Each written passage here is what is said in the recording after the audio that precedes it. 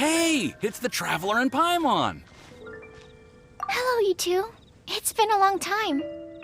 Were you having a really serious discussion right now or something? Just a regular catch-up.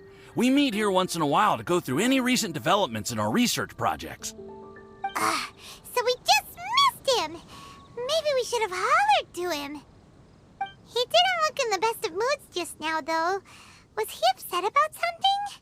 If so, he probably wouldn't have been in the mood to help out anyway. Upset? You mean Albedo? Yeah, he wasn't looking his usual self. Upset? Uh-oh. I wonder if... What are you looking at me for? I wonder if Timaeus' research topic is so boring that Albedo finally snapped. Surely not. It's not that boring, is it? Nah. Anyway, Paimon wanted to ask you for a favor, Timaeus. A favor? Well, sure. How can I help? Well, Paimon found a bunch of super-duper sweet Sincerias in the mountains the other day. But if Paimon eats them all, then they'll all be gone, so Paimon isn't ready to finish them all yet. Paimon was thinking maybe you could make a device that you put fruits in and it turns them into juice. That way, they'll be preserved for as long as Paimon needs. Oh, yeah, I'm afraid that sort of thing is a little... Huh? Seems pretty straightforward to Paimon.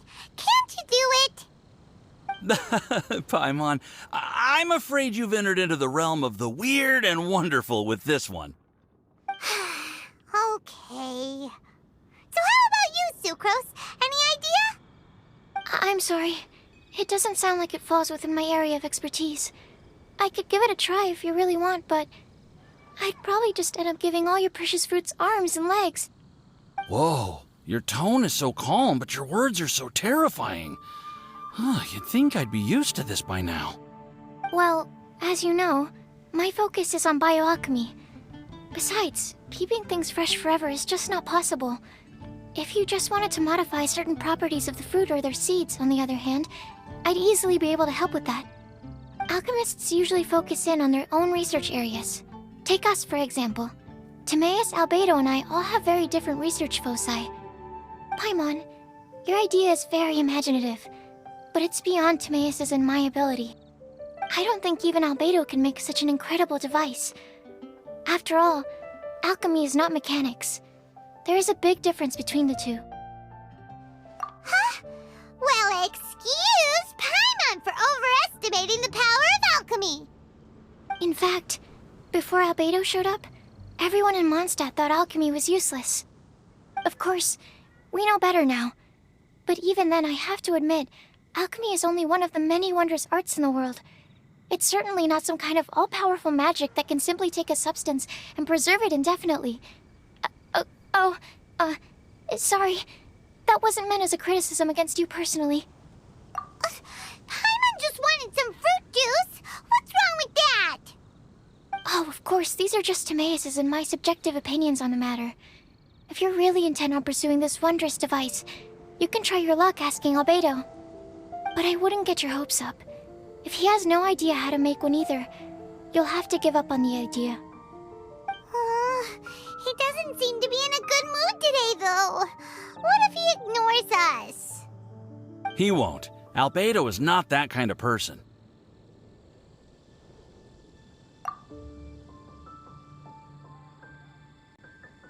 Hey, so where is Albedo heading to anyway? Dragonspine? Unless he specifically says otherwise, Dragonspine is where he usually goes. He seems particularly fond of that place. And somehow, the cold doesn't seem to bother him at all. Then let's go to Dragonspine to find him. Come on, there's no time to lose.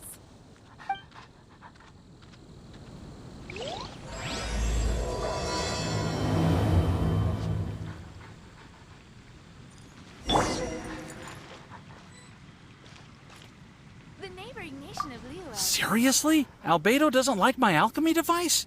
It can create tiny ice crystals. I thought I had a good design here. I was planning to take it further. Timaeus, it's not completely useless, but perhaps it needs to be a little more original. Oh, okay, I see. I'll give it some more thought.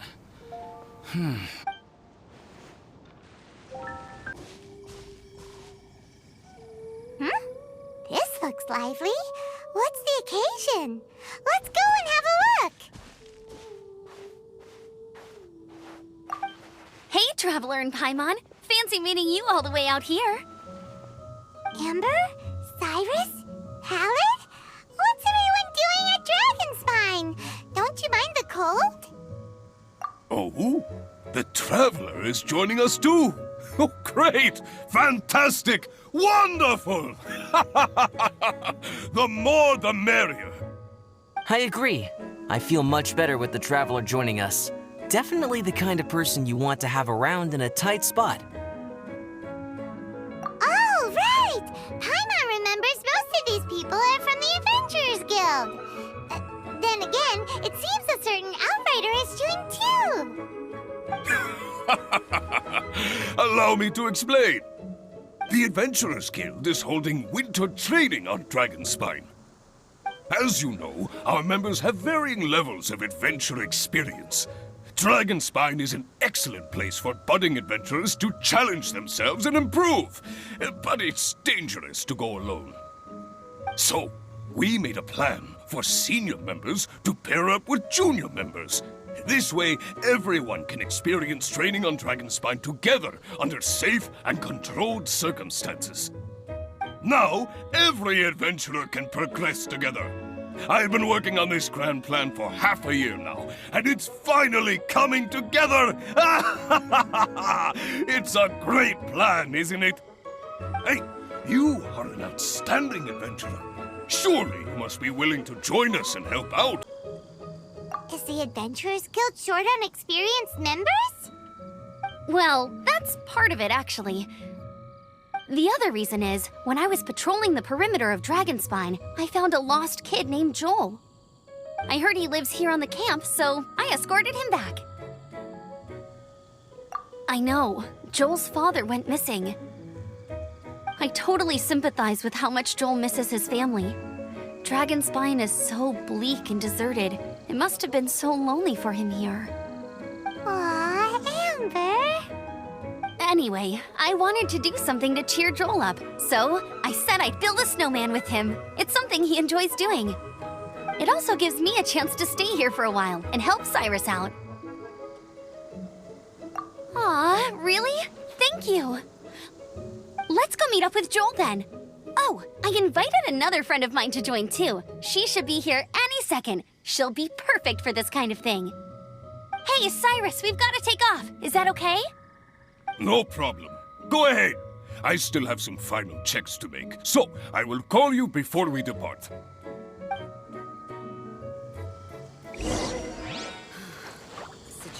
Yes. It feels like every time I try to drum up some enthusiasm for my ideal, nobody wants to know. But whenever the young lass starts talking, everyone rallies behind her. What am I doing wrong? Hey, don't talk that way, Cyrus. You're the branch master. You're awesome. Have you done anything apart from resting all day? Come on! Are your supplies ready? Have you done your warm-up exercises? If not, then get to it, lad! Oh, yeah, sure.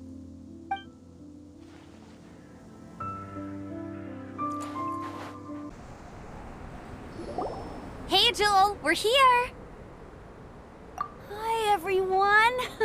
I'm so happy right now. It's nice to have so many people to hang out with. Are you here to build a snowman too? Build a snowman. Oh, sorry. I forgot to do the introductions. This is Eula, the Spindrift Knight and captain of the Knights of Favonius Reconnaissance Company. Amber, you're being far too formal. The child is never going to remember all that. Please, just call me Eula. Okay, Auntie Eula. You can call me Joel. Auntie Eula? Uh-oh. Eula's gonna add that to her long list of scores to settle. All right, if that's what you want to call me, go right ahead. Whoa! Eula just let something go for once? Amber, what's this I hear about a snowman? I came to assist because you told me the Adventurers Guild was short-handed. Yeah, that's something else. But look, Joel's at the age where he should be having fun, and there's nothing to play with on Dragonspine. He used to build snowmen with his dad, and since his dad's not around, we're keeping him company instead. Besides, Eula, it's gotta be more fun than taking an ice bath all by yourself. Let's combine our forces and build ourselves a huge snowman. It'll be a ton of fun. Yep. Count Paimon in too. Paimon wants to build a snowman. Auntie Eula, are you too busy to join in? If so, it's okay. I understand.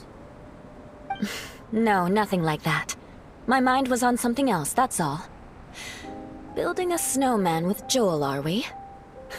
Sounds wonderful. I'd be delighted to join you.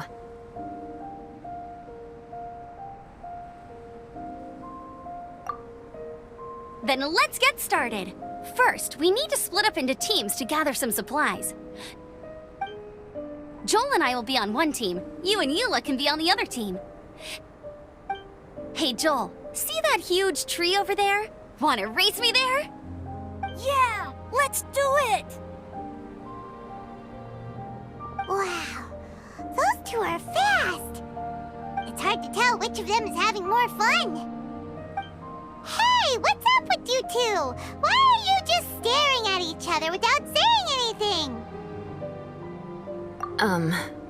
Well... Joel probably hasn't spent much of his life in the city. He doesn't know me, and he doesn't know what the Lawrence name means to the people in Mondstadt. Right, that's why he calls you Auntie Eula. True. In his eyes, I'm just another ordinary person from Mondstadt. It was a surprise, but not in a bad way at all. How very perceptive of you. Were you staring at me the whole time when everyone was talking? You shan't be getting off lightly for that. The truth is, I'm a little concerned that I might be quite inept at building snowmen. I have never built a snowman before. My upbringing was very strict, so I never had the chance when I was a child. And after I grew up, of course, it's not the sort of thing I would spend my time doing. Oh no! Paimon's starting to feel sorry for Eula. You sound confident. All right then. Enough small talk for now. I see we have a member of the Adventurers Guild joining us. Greetings. We have a slight problem here. We've done a head count, and it turns out that we have an odd number of participants. In other words, we still have one instructor slot left to fill.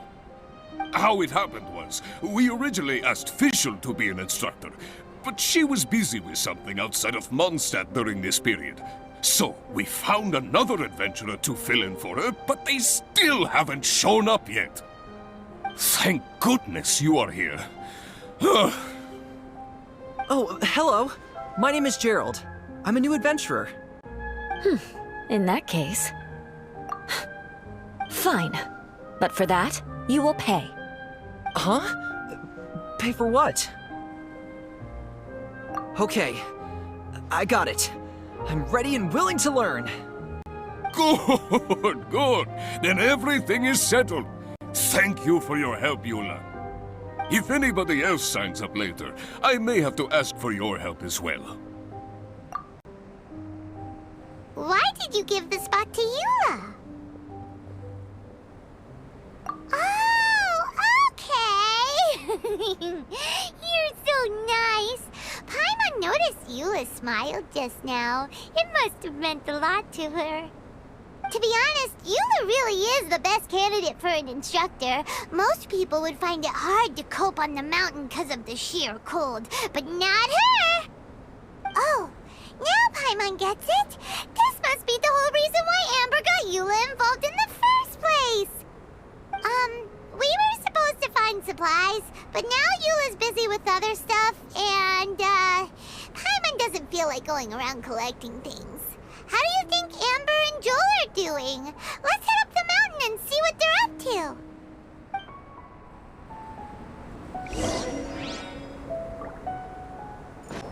Strange.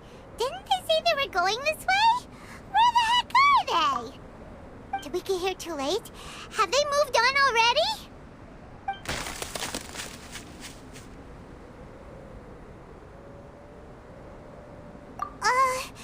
Could they be in danger? Hurry! Let's go check it out!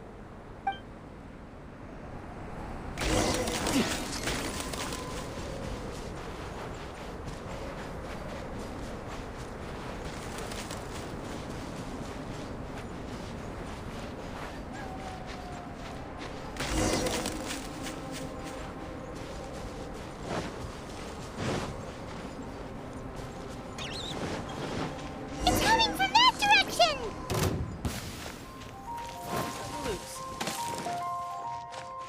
Yeah.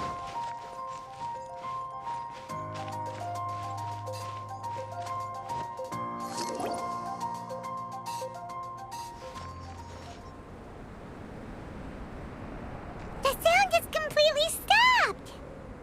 How could that happen? After all the adventures we've been on, our tracking skills are honed to perfection! Aren't they? Oh, guess we underestimated whatever was behind it. But if that's the case, then what exactly are we dealing with here? I know that voice. Hmm? Huh? What brings you to Dragonspine? Oh, so it was Albedo all along! All along? Oh, what do you mean by that? On the way here, we kept hearing weird noises, and it felt like someone was watching us the whole time. Turns out it was just you! Honestly, you really gave us the creeps. If you're bored up here, go find something useful to do. Don't go sneaking around scaring the poop out of people. The things you felt and heard could easily be attributed to animals, or bandits, perhaps. You should be wary at all times in this environment. There are all too many ways to sustain losses here if you aren't careful. So, what business brought you here? We actually came to look for you, but then it turned into looking for Amber, but now we've met you, so we're back to that again. Your thought process is rather chaotic, as is the way in which you articulate it. Hey! How dare you! All Paimon's trying to say is that we came here to look for you! Oh, is that so? Then it must surely be something of great importance. I'm all ears. He seems to be in a better mood than we thought, right? Does that mean Timaeus' stupidity doesn't really get to him after all? Huh. Okay, let's just forget that ever came up. That's okay if you can't tell me about it.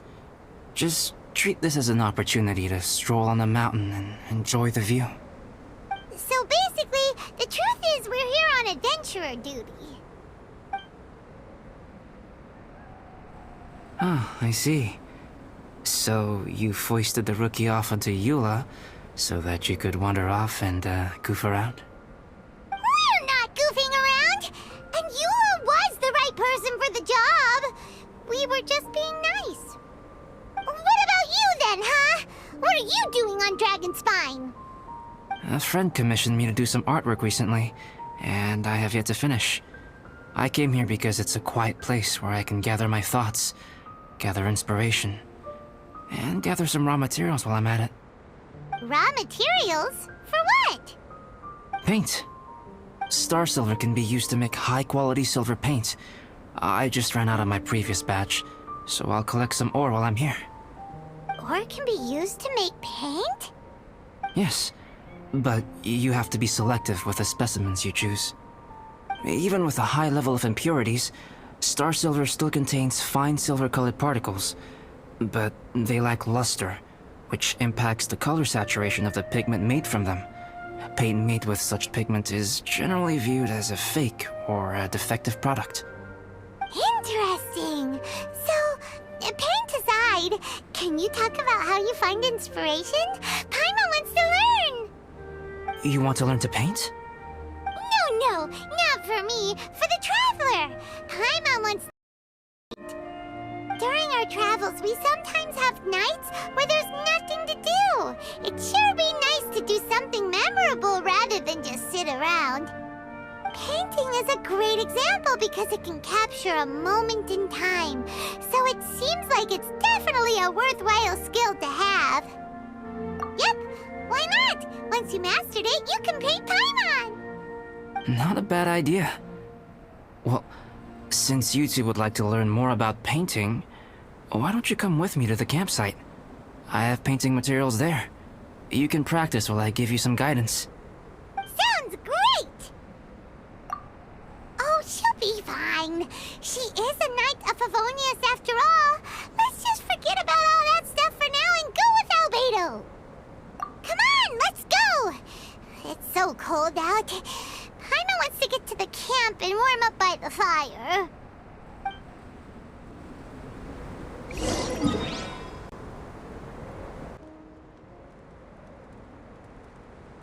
Thieves! It's gotta be! Some things are missing. Nothing valuable, hopefully. Wait, where's Paimon's Mora? It's hard to say their value, but some of my alchemy notes are missing. Alchemy notes? Would they fetch a high price? To the uninitiated, they are merely scraps of paper. But for someone who knows what they're doing, the knowledge contained in those notes is more valuable than any treasure. So you're saying only someone who knows alchemy would have stolen them? But the only people who come to Dragonspine are adventurers, thieves, and monsters. What use would any of them have with your notes? I feel the same way. However, hilly trail break-ins and other such incidents are not unheard of on Dragonspine.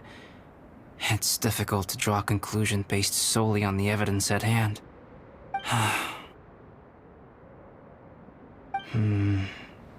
These appear to be... Footprints? fresh ones. Meaning our thief can't have made it far. Let's chase him down! We can't let them get away! From the entrance, the footprints go that way. Oh, that thieving... thief!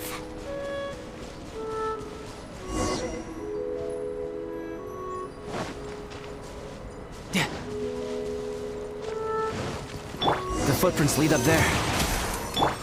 So they scaled the cliff. Okay, after them!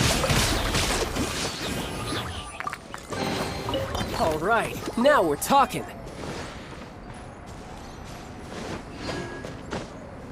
Yeah. Yeah. Yeah!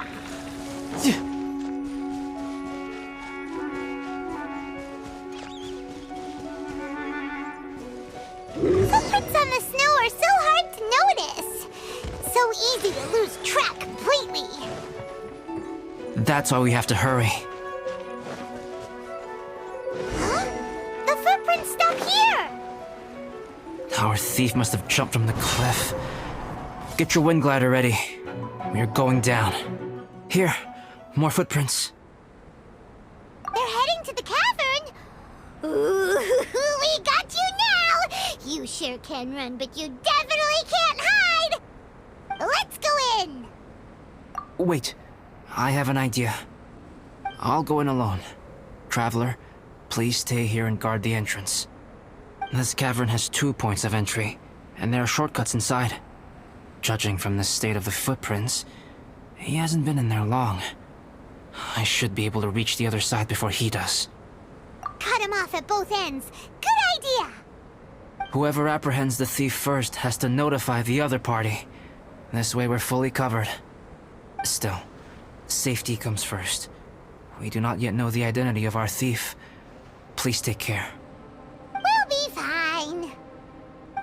Okay. See you shortly. Of course. I wonder if Albedo found the thief. This is taking forever. Really? Huh. Maybe a long time because Paimon hates waiting. Waiting is so boring! Why don't we find something to do to pass the time? You know, something like... Oh! Look at all that star silver over there! Why don't we gather it up for Albedo? It's right next to the cavern, so we won't be going far. If anything happens outside, we can be right back here in no time. Yay! Let's get started!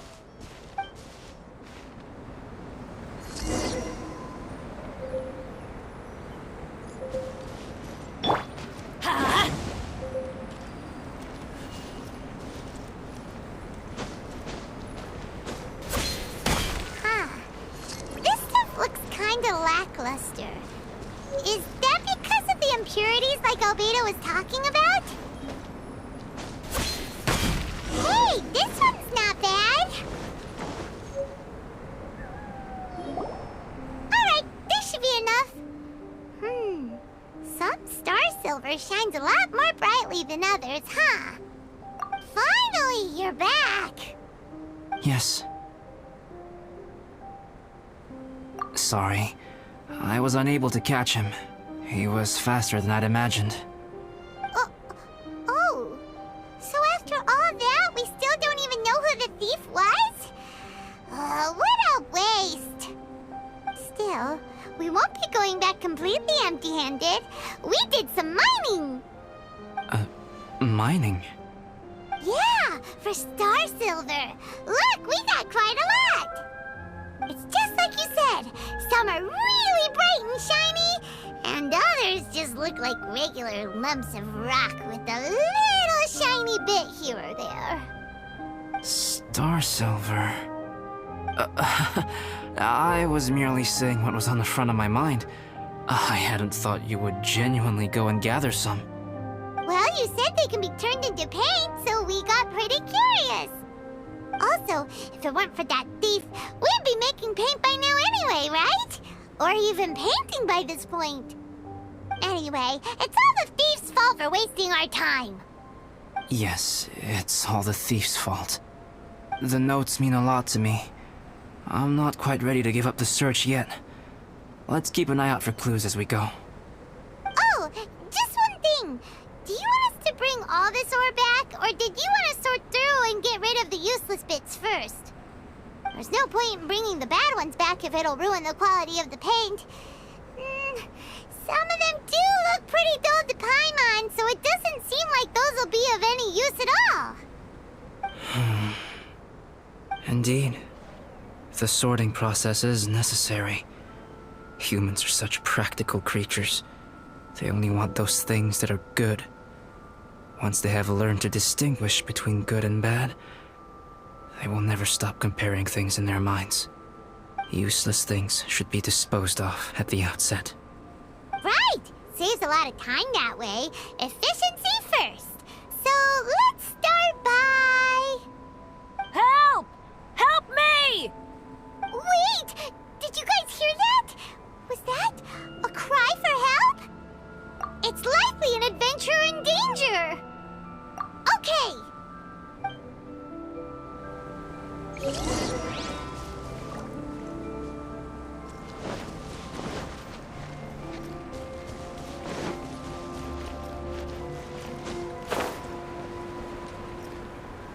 Adventure time!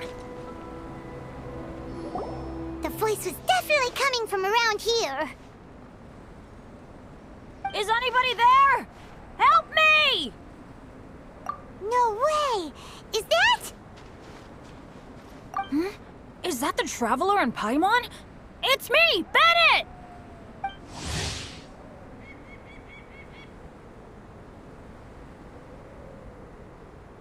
Whoa! It's really him! Let's get him out! So sorry to trouble you guys again. The key should be someplace nearby. Please, help me find it.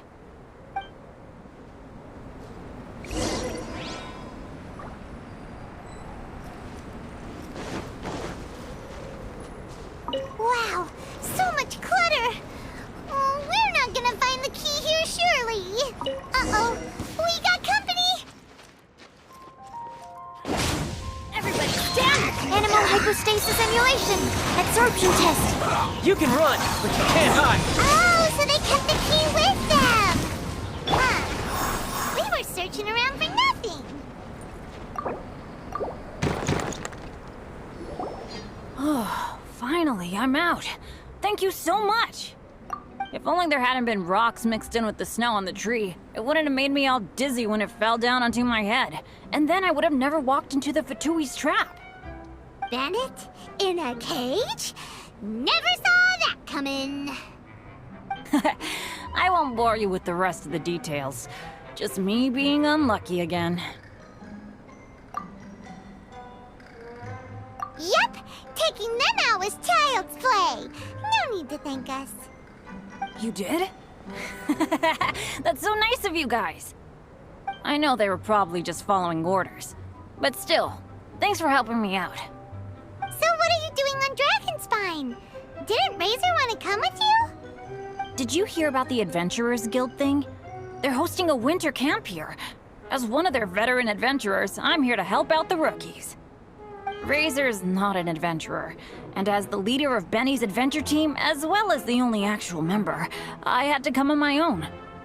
But now I've been stuck here for so long, I probably missed it. I hope Cyrus doesn't get mad at me. Oh! Wait, so that guy Gerald who got left in the lurch, he was supposed to be paired up with you? If so, sorry, Bennett, but you really did miss it. He got paired up with a different instructor instead. What? Weren't they short on instructors? Where'd they suddenly get extras from? A few people from the Knights of Favonius stepped up in order to help support the event, so they ended up with more instructors than students. Knights of Favonius. Yeah, they're definitely more reliable than me. I'm just a walking accident waiting to happen. Right. Anyway, that was just the situation when we last saw them. It might have changed by now. Who knows?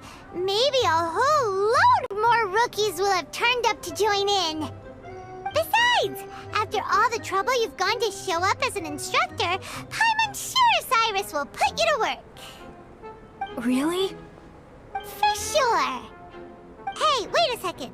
Where'd Albedo go? Albedo? You mean the alchemist from the Knights of Favonius? He's one of the instructors too? No, he just happened to be on Dragonspine. We were just with him, but then we heard you calling for help. He must have left us at some point after that. Could he have gone back to keep looking for clues? Let's go back to the cavern and see if he's there.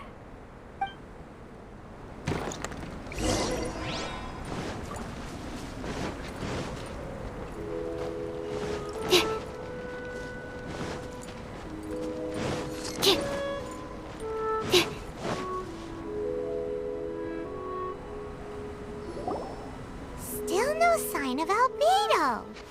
This is weird. Where has he run off to? This is great! Dragonspine's so fun today! There's so many people around. It's never usually like this. This was where we heard Bennett's cry for help, right? We heard his voice and went straight over to rescue him. Then we noticed Albedo was gone. Huh. So he just didn't feel like helping us save Bennett? Wait, what? What are you talking about?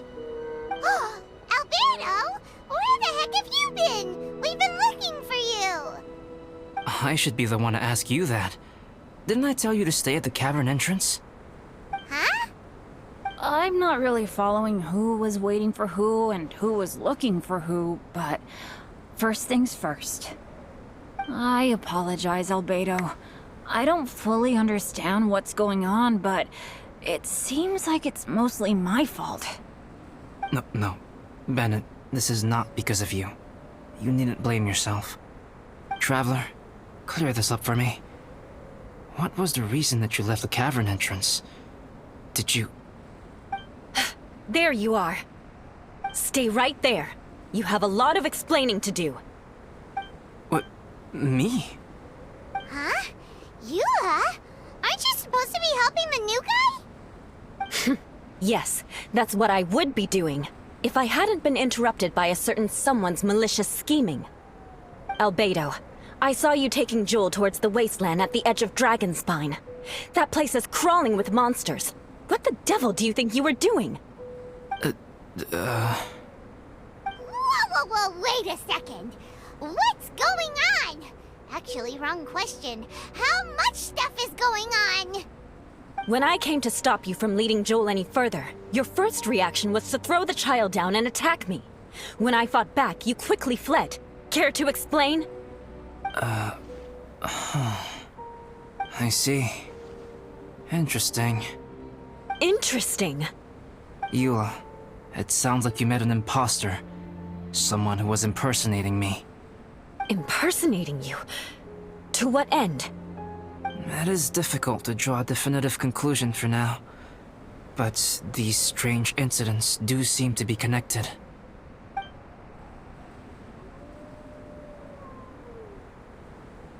Your alchemy notes were stolen. Can the Traveler and Paimon testify that the three of you were together up until you entered the cavern? Yes, we can confirm that. As things stand, I don't have any reason to harm the child. Whoever you met is likely to be both the thief who stole my notes, and also an imposter. Of course, it's entirely natural for you to be skeptical of my story. I was separated from the Traveler and Paimon for a significant duration while we were pursuing the thief. My word alone cannot serve as a definitive account of my actions and whereabouts during that period. But the Traveler and Paimon can at least testify that I was not the individual who tore up the campsite or stole my notes. Albedo, do you have any enemies? Could it be one of your enemies impersonating you to get revenge on you or something? I don't have any enemies. And I'm not aware of having given anyone cause to exact vengeance upon me. There is insufficient evidence to assert what happened with any certainty at this point. Given how serious the situation is, I intend to investigate it myself, even if you decide not to pursue it any further. Eula, I won't discourage your ongoing suspicion of me if you can't believe my story. Though, naturally, I would hope you can afford me some credibility on account of our solidarity as fellow members of the Knights of Favonius. Traveler, Paimon, Bennett, if you are willing, I welcome you to monitor my activities beyond this point so that you can act as my witnesses. If I am what this imposter wants, he will come looking for me again eventually. Things can only become clearer from that point on. I'll give you the benefit of the doubt, as preposterous as your claims sound.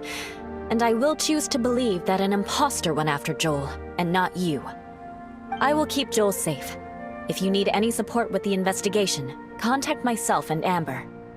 You have my gratitude. As far as Amber goes, I will... Eula! Eula! Where are you? Amber, we're here! Eula! Oh, and Traveler, Paimon, Albedo, and Bennett. You're all together. Great. Bennett, I'm glad I ran into you here. Cyrus was telling me you still hadn't shown up. He was getting worried you might have run into some trouble. Yeah, I ran into a little trouble. Thanks for your concern. Sure thing. Well, now that I found you, let's go check in with Cyrus. But before that, has something come up? How come you're all gathered here together? Need any help? Between us, there have been a few minor incidents, but nothing I haven't already dealt with. Oh, yeah. It's my fault, really. All because of my bad luck. But everything is fine now. So, it's all set then? Great! Shall we head back down together? I did say I'd bring Bennett back if I saw him. Sure, I'm ready to go. Very well. Let's go. And then there were 3. Traveler, can we talk somewhere else? There's something I need to tell you. Let's go to my camp. Absorption test. My camp is somewhere that we can talk openly, without reservation. But before that...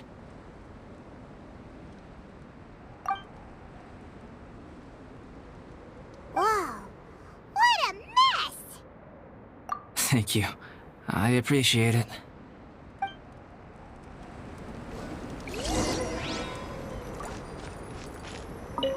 I've been absorbed in my research lately and haven't attended to the dusting. It's due for a cleaning.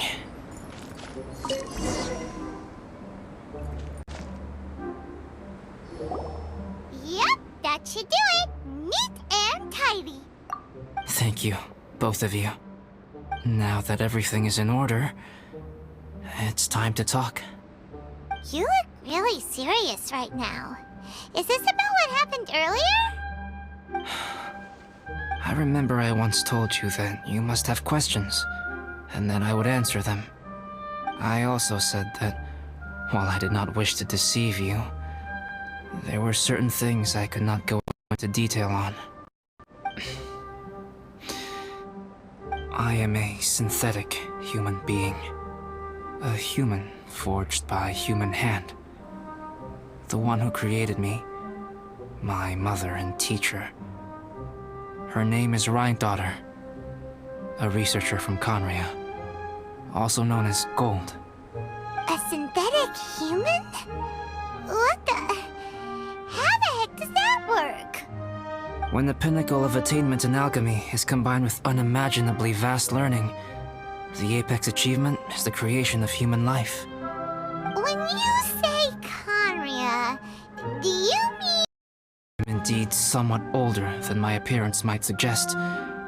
But when I came into being, Conria had already been destroyed. I have no memories of it. My master raised me and taught me everything. Like her, I am a pure alchemist.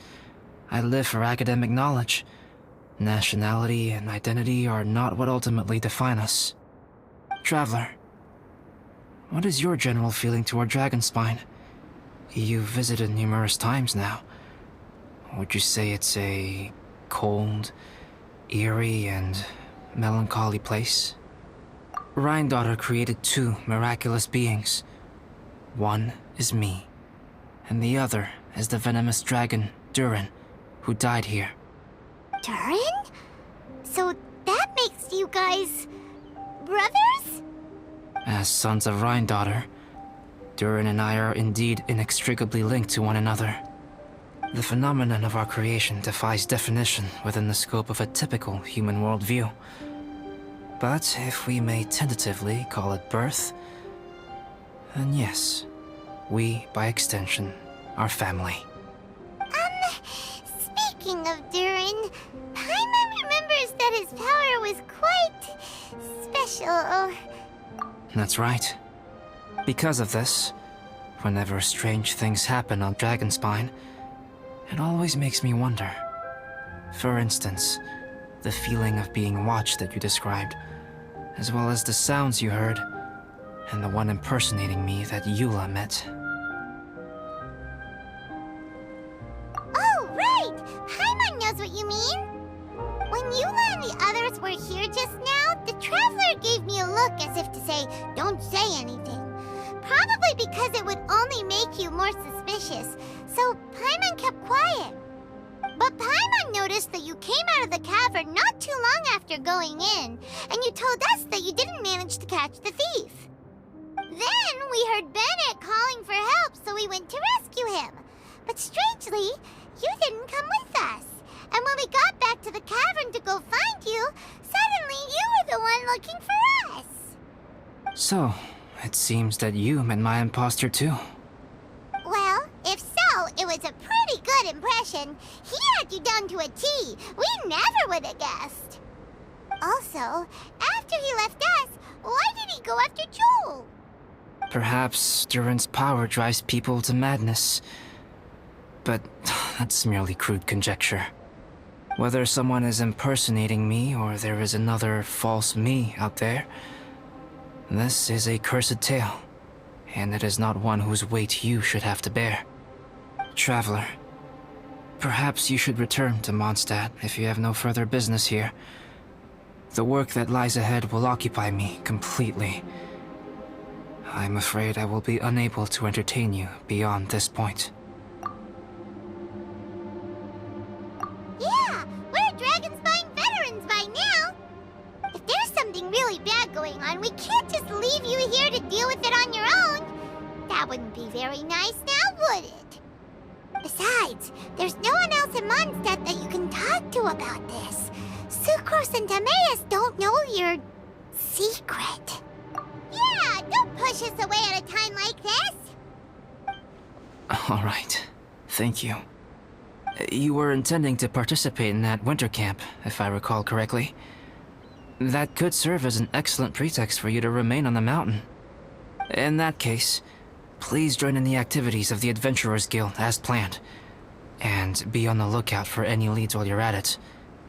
If anyone sees me, or someone like me...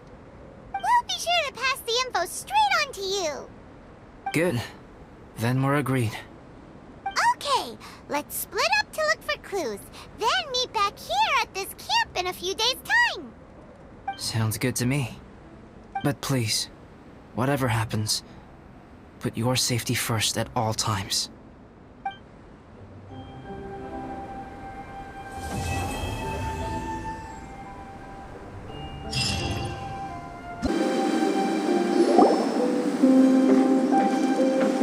Albedo! We're here! Traveler, Paimon. Your faces say that perhaps you haven't turned up anything? We investigated all over the mountain, actually, but we didn't see anyone that looked like you or hear of anyone else meeting you. This is not unexpected. I haven't made much progress either. He appears to know that we are looking for him, and has opted to lie low for the time being.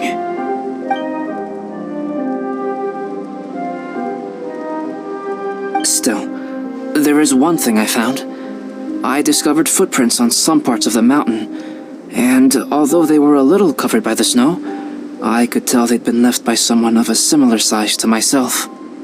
The footprints were quite numerous, so I believe my next step will be to rule out each of the adventurers active on Dragonspine, one by one. We can help with that. We have plenty of contact with the adventurers. So now we... Ah! What was that? It came from that direction. Could it be the imposter? Yes, let's hurry.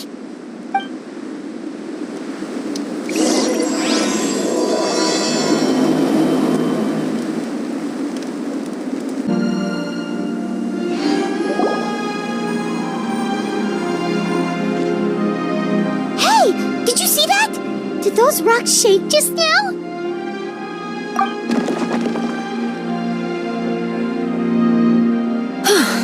That was most unfortunate. What are you guys doing here?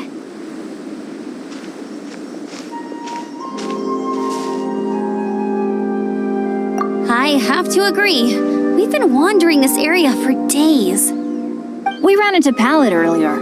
You know, the, kind of a reckless sort of guy. You know the one? Anyway, he said he was unlucky, so I gave him some adventuring survival tips. After that, he disappeared to rejoin the training camp. Wait. Are you saying that after all this time you still haven't made it back to the base camp? Well, as you can see... That was nothing really. We just hit a few landslides and snowdrifts and took a few downhill tumbles. You know the deal. They sound like unforgettable life events to me. Anyway, you're correct. We haven't made it to the base camp yet. We have had extraordinarily poor luck over the last few days. Almost as if a sinister force has been trying to thwart our every move.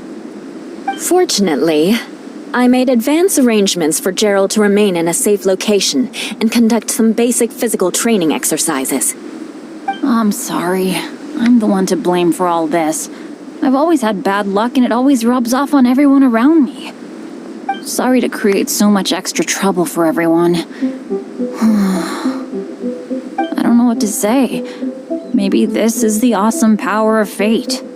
The scary kind, I mean. I agree. Yep, we're just used to it now. Besides, it's not like we have the most amazing luck ourselves. Really? I think you guys have way better luck than I do. Well, what can we do about that? Oh, Paimon knows! How about Paimon share some of her luck with you? You're welcome to a bit of mine too. Although if the last few days are anything to go by, it seems in pretty short supply at the moment. You guys. Aw, thanks. With a little luck from everyone combined, we'll make it down this mountain for sure. Yeah, you bet! Let me flip a treasure hoarder insignia to test it out. All right, it's tails. The opposite of what I guessed. So you can predict your fortune this way? But why are you so happy that you got it wrong? It has two sides, so there's a 50-50 chance of me getting it correct. Luck all comes down to probability, too. So as long as I use up all the bad luck, everything else will go smoothly. Guessing wrong when I flip an insignia is one way to use up some of the bad luck. So the probability of having some good luck in the near future just got a little higher.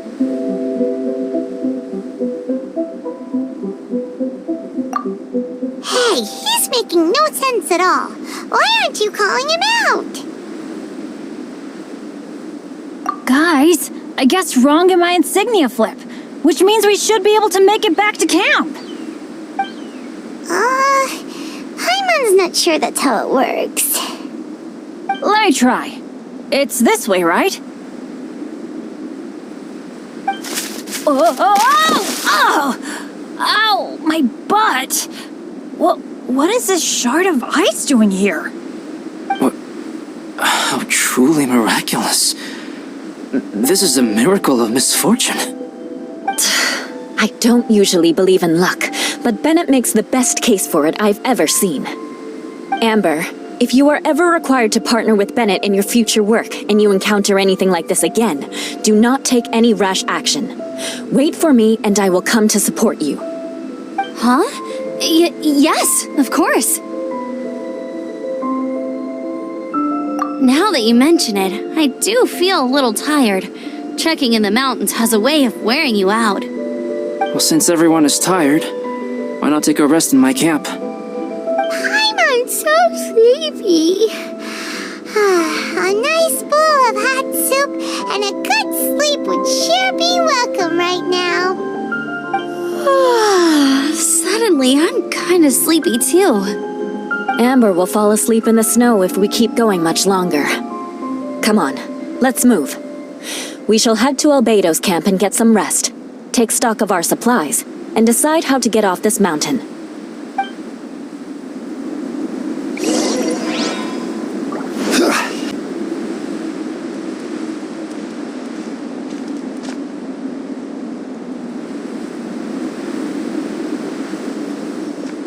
Here we are.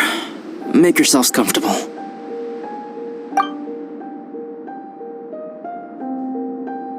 Oh, I forgot. I don't have that many chairs.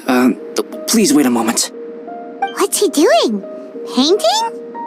He is. He's painting a chair. Wait, alchemy can turn paintings into objects? How is this possible? My paintings are like blueprints. Alchemy simply enables me to omit the manufacturing part of the process.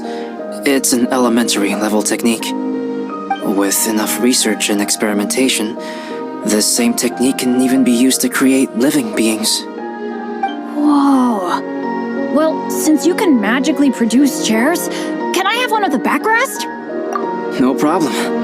How many of you want backrests? Me! Me!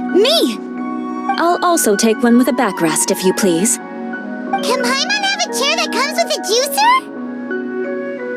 Still beats squeezing onto a stool with you.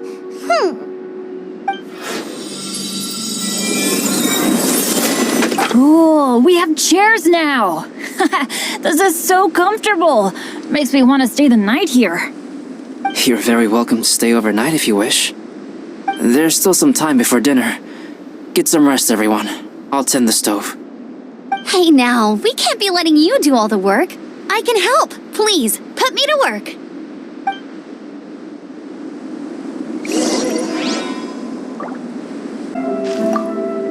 Oh, pace yourself. Dinner could be a while. I still have a few things to prepare.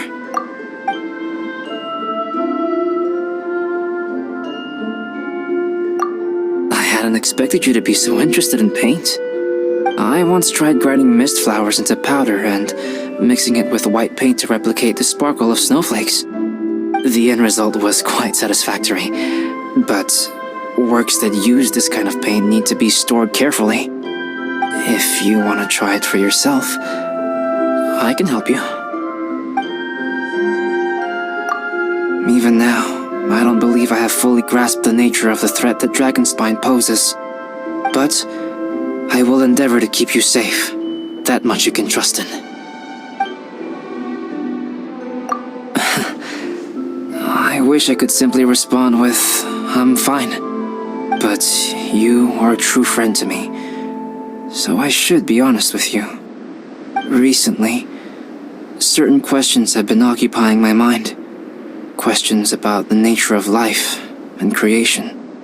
However, I feel that rushing into a discussion with you on these topics before my ideas on them are fully formulated will bring you far more confusion than clarity. So I will wait till my thoughts are clear in my own head before I share them with you.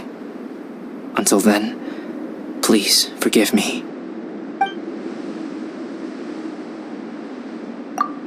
Oh, don't worry about it. A chance like this to gather around the fire and chat into the night is a rare and precious one for me. I won't participate in the conversation much. It's just a habit of mine. But please know that I am enjoying the atmosphere all the same. Of course, I'm happy to continue chatting with you if you'd like. This is my camp, but let's not get bogged down in technicalities. I want you to be able to relax and make yourself at home here.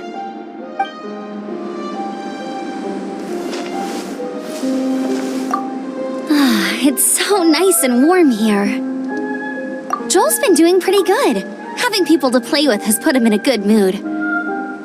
I'll tell you what, though, he seems to have even more stamina than me. So long as they're playing, kids always seem to have endless amounts of energy. It's more dangerous up here than I thought. In a hostile environment like this, even a Knight of Favonius has to keep their eyes open and keep their wits about them at all times. Still, this has been a pretty unique adventure for me. It's definitely been worth it. You know, when I was keeping Joel company, I started missing my grandfather really bad. After he disappeared, I never saw him again. I have no idea how he's doing. But at least what I can do is focus on being a great outrider. If I can do that well, I know he'd be proud. Oh, all that? Don't worry about it. Eula is a good person. She might not show it, but she'd never let that kind of stuff get to her. As for Bennett, he seems like the kind of guy who can keep his spirits up when things aren't going well. I feel bad having to ask so much of Albedo, though. Still, it's kind of nice to have everyone together like this, so yay for silver linings! Sure thing. Bet you're tired as well. You should get some rest, too.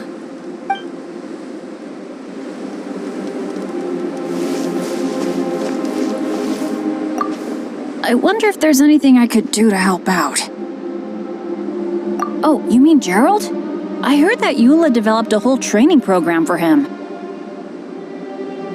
He might be new, but I bet he'll improve pretty quickly with a mentor like that. I feel bad. It's hard knowing that I've been causing so much trouble for everyone. Being a little unlucky is usually no big deal for me.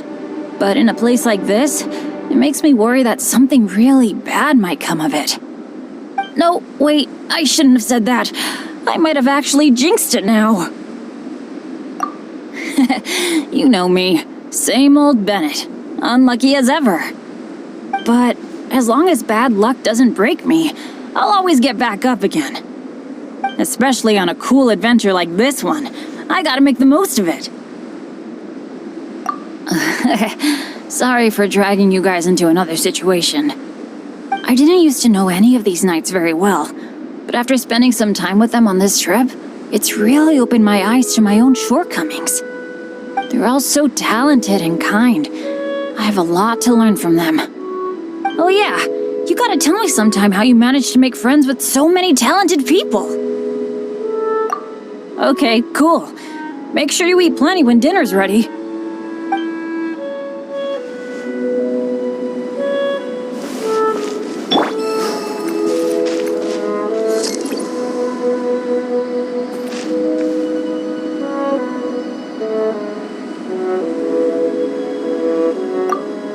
This is quite cozy for Dragonspine. I'm pleasantly surprised. I gave it a try, and I actually quite enjoyed it. But Amber said the snowman I made was too artistic. Apparently, the conventional style is more rotund in appearance. I couldn't tell if she was complimenting me or mocking me. Either way, I'm not about to let it go. I'm quite familiar with Dragonspine by now.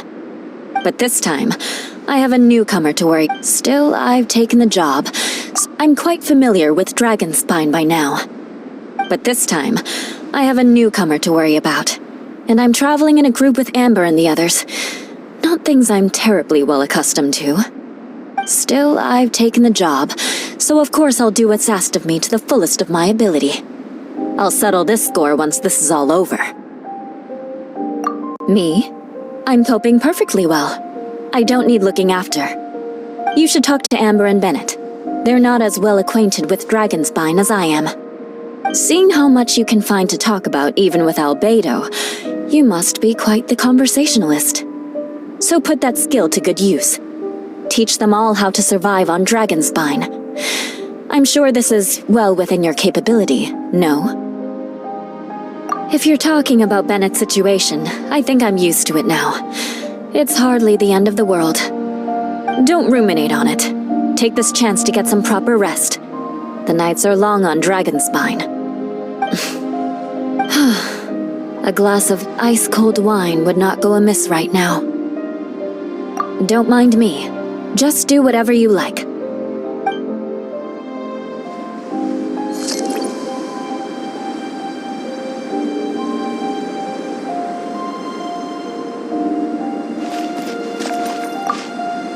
Pace yourself. Dinner could be a while. I still have a few things to prepare. It's almost ready now.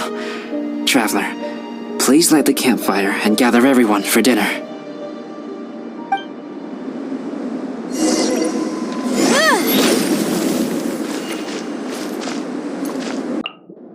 Let's finish this, swiftly.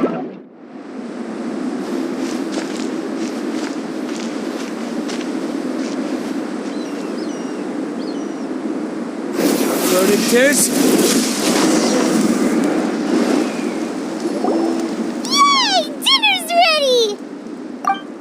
Food's ready, everyone! Come on, let's eat! I made a few dishes based on some popular Mondstadt recipes. This is no good hunter, but there should be enough to go around. Please, help yourselves. Wow, smells great. Don't mind if I do. Wait, don't steal all the fried vegetables. Leave some for me. Hey!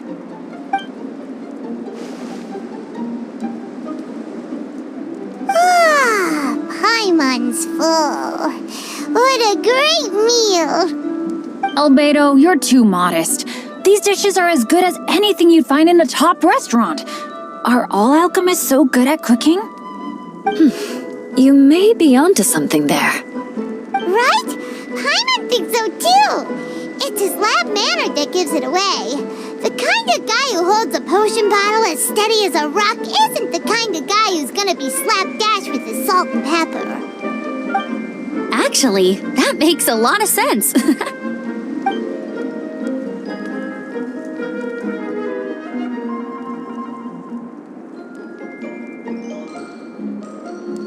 I'm so sleepy after all that food.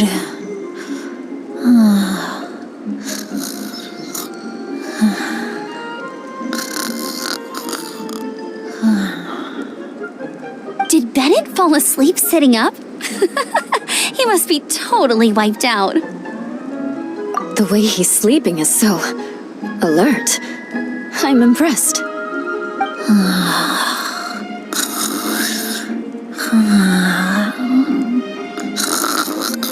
He seems to be in a deep sleep. Ooh, Paimon wonders if he sleep talks.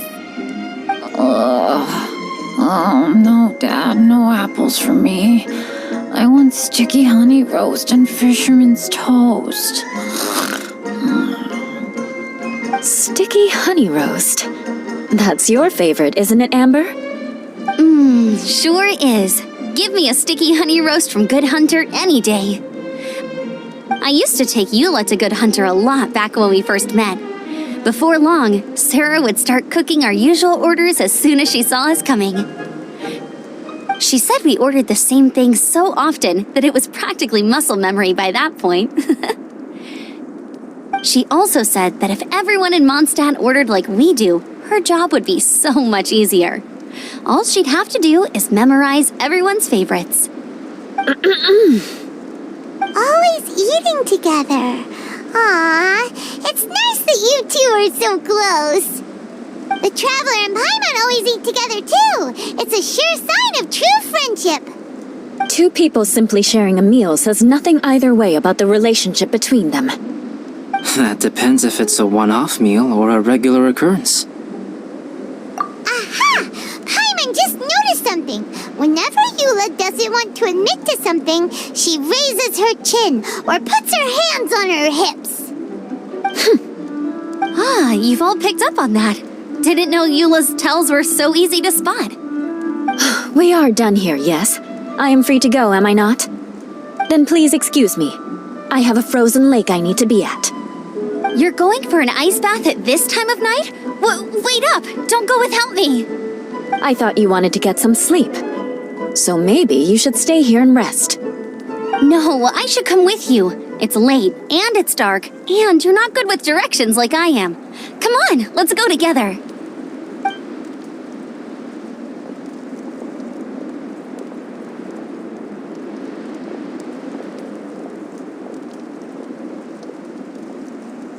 An ice bath?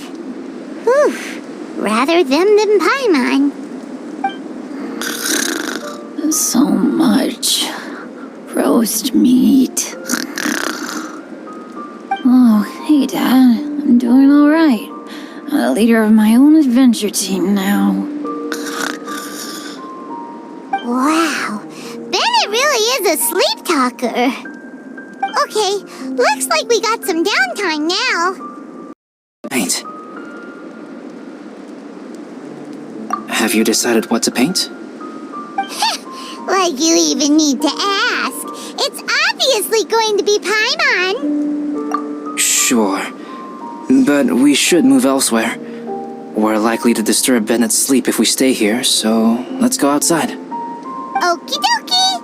All right, grab your easel, paper, brushes, and paints.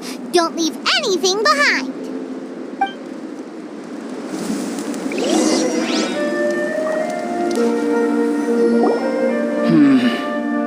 Let's paint here. Allow Paimon to adopt an elegant pose for your artistic reference. Hey, what's that look for? Cut the attitude and start putting your perfect Paimon down on the page. You better take this seriously, because this is going on Paimon's wall. Confidence is a good thing. Those to whom it is endowed do well to flaunt it. I'm looking forward to the finished piece.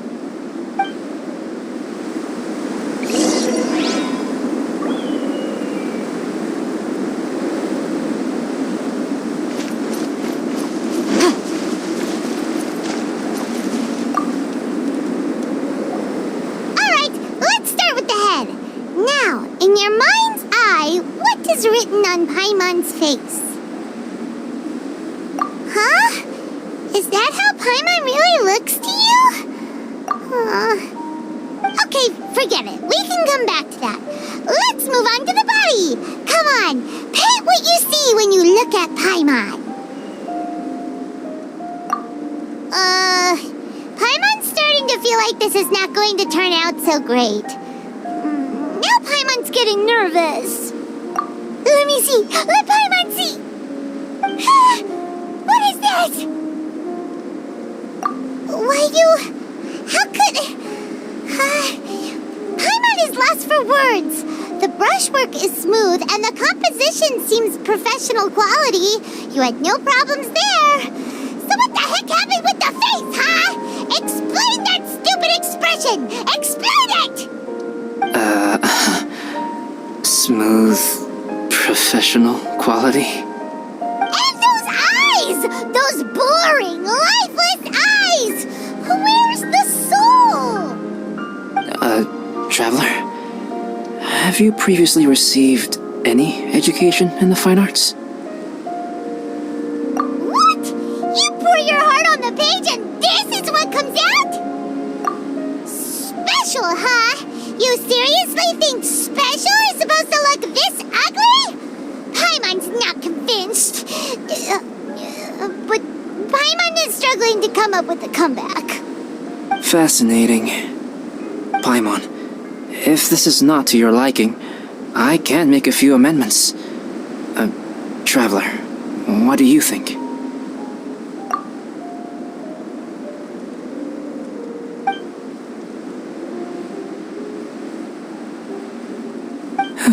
All right then. Paimon, is this better? It's a total ground-up overhaul, that's what it is! It's so pretty! Is that really what Paimon looks like? Adding flourish to the finished piece is an essential component of what makes art... art. This is not to say that you differ from the painting on a fundamental level, rather that the real you and the you in the painting present two different styles of beauty. You remain the core reference point for the painting. So, Paimon, you can put your misgivings aside and hang this painting wherever you like.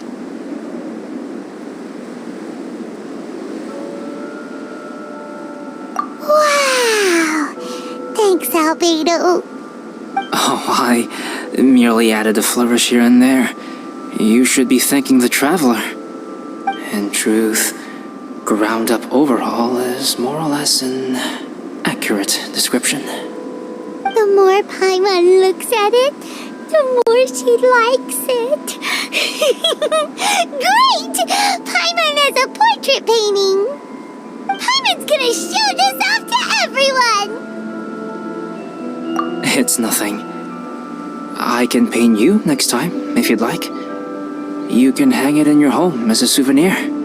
I rarely entertain so many guests at my camp. It's lively. A little noisy, even. But I don't dislike it. Liveliness is a rare thing here on Dragonspine.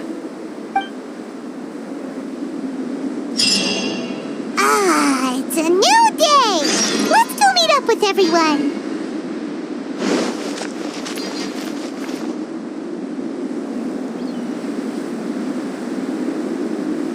Hey, good morning! I slept great last night. How about you guys? All rested up? I'm fine, as usual. The path down the mountain is easier to follow in the daylight. Let's take this chance to head down to the base camp. Let's go! If we make good time, maybe we can all get lunch together.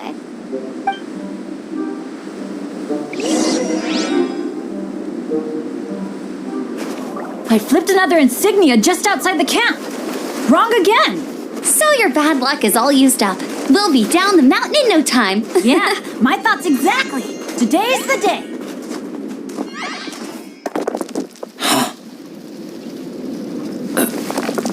Oh no! Avalanche! Look out!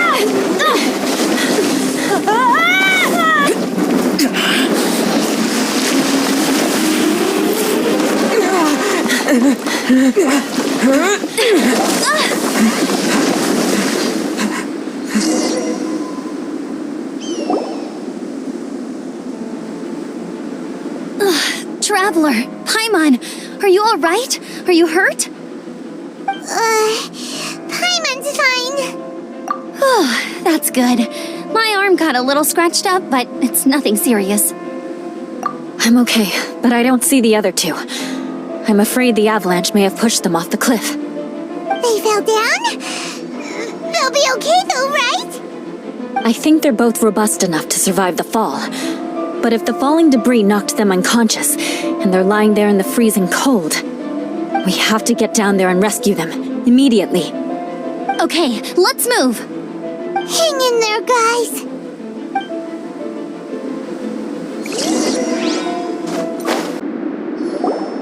Bennett!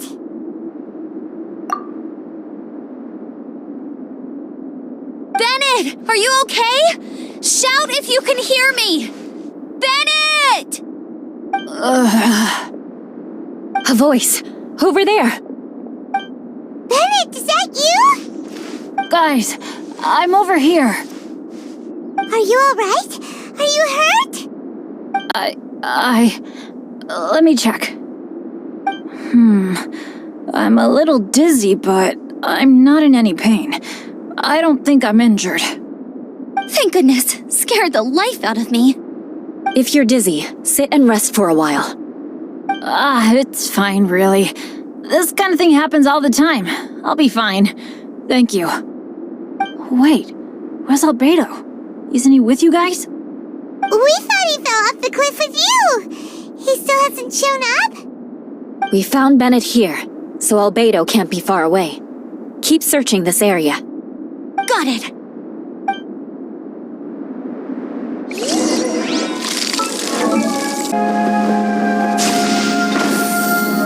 Crumble!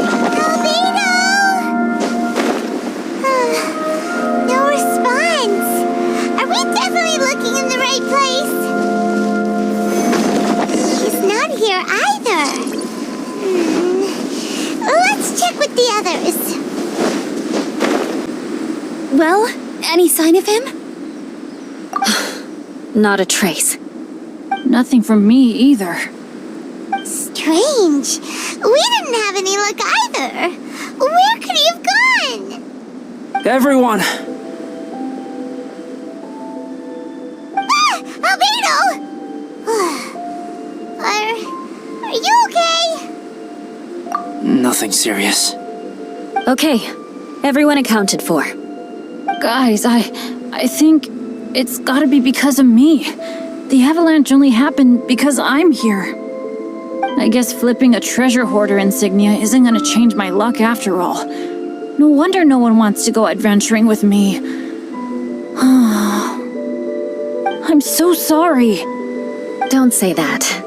I'm hardly the lucky type myself, so I'm not about to go blaming every little thing that goes wrong on you. Exactly. Besides, Dragonspine is a dangerous place. Avalanches literally come with the territory. Bad luck has nothing to do with it, okay? Traveler, what's wrong? Your face looks... Oh no, did you get hit on the head? Phew. Everyone, the incident is behind us now. We should keep moving. Why do I feel that Dragonspine has become more dangerous than it used to be? I hope it's just my imagination. Our top priority now is to get off the mountain and regroup with the adventurers. Whatever further dangers this mountain has to throw at us, we must face them together. Agreed. Guys, keep your eyes peeled and watch your step. Careful does it.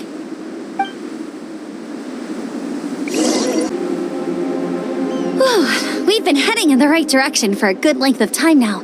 We must be getting close. I can feel it. Victory is in sight! Hooray! As soon as we get to base camp, Paimon wants a bowl of hot soup and some barbecued meat. I hope we can all get there safely. No more incidents, please. Hey,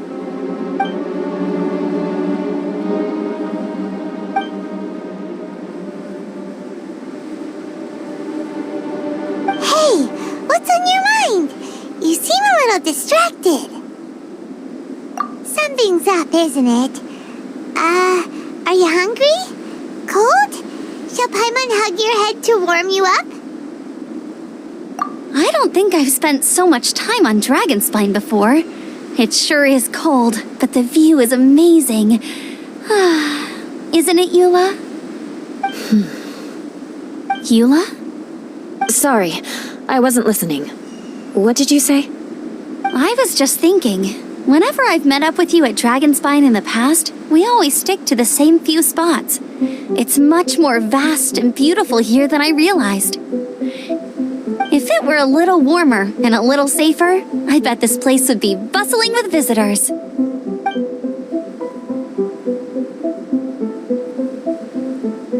I agree. People are put off by the cold and have an aversion to danger.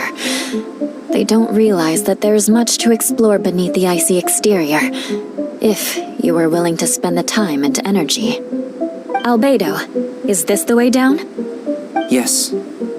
I think there are several routes in this area. Does the path fork off here? It looks like it does. But maybe it doesn't. My head's still a little fuzzy from the impact. I'm kinda dizzy too. I keep thinking things are swaying a little. Maybe I'm just hungry. Either path will work for us. The smaller trail is less worn and harder to see, but it's also shorter. Since everyone is weary, I suggest we take the shortcut. Follow me.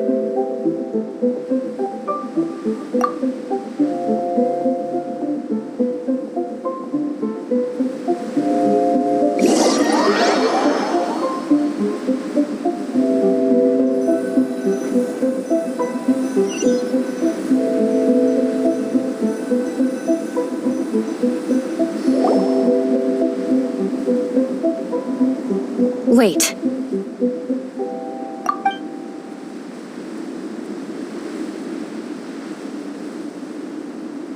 Bennett and Amber don't look well. Can we take a break? We can continue once their conditions have improved. Ugh. Now that you mention it. Huh? You hit your head earlier, didn't you? Oh, you noticed. Are you sure it's worth holding everyone up over a little thing like this?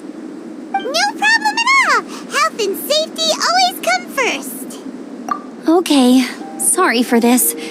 Thank you. Yeah. Thank you.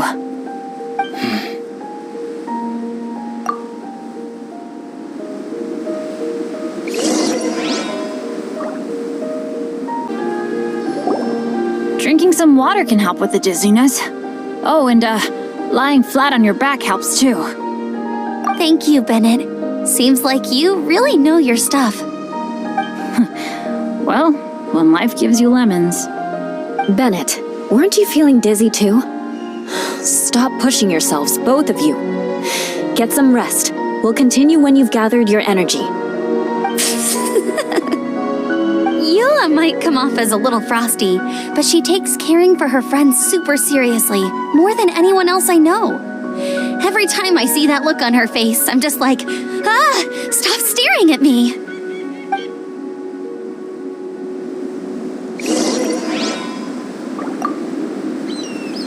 Traveler, I know what that look means. What's on your mind? Maybe seasoned veterans have an instinct for it. I sense it too.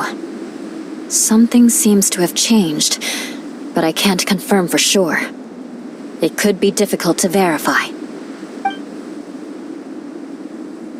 It might be imprudent to speculate out loud, but I believe you know what I am referring to.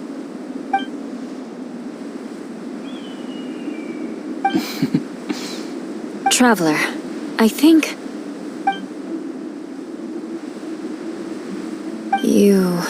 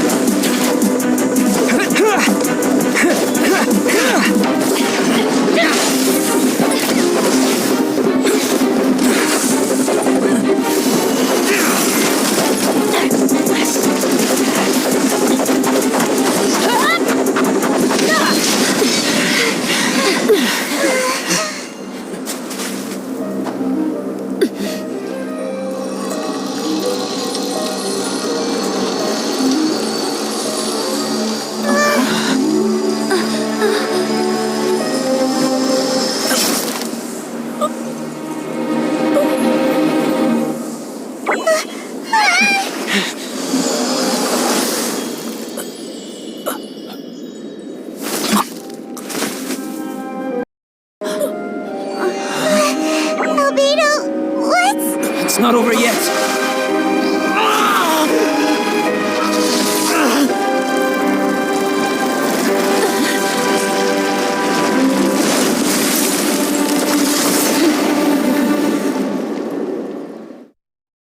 Brace yourselves. This'll be a challenge. Stay back! I'm going to cut this weed down to size!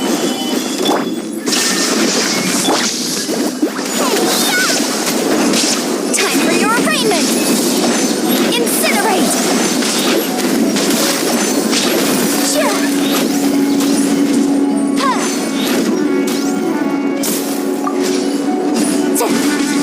Chia! Baboom! Ha! Ha!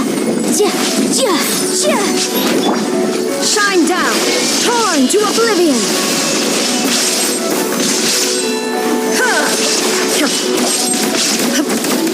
This is order.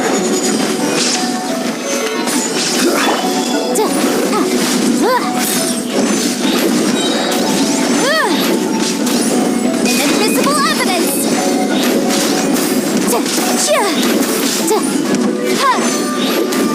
Motion to compel!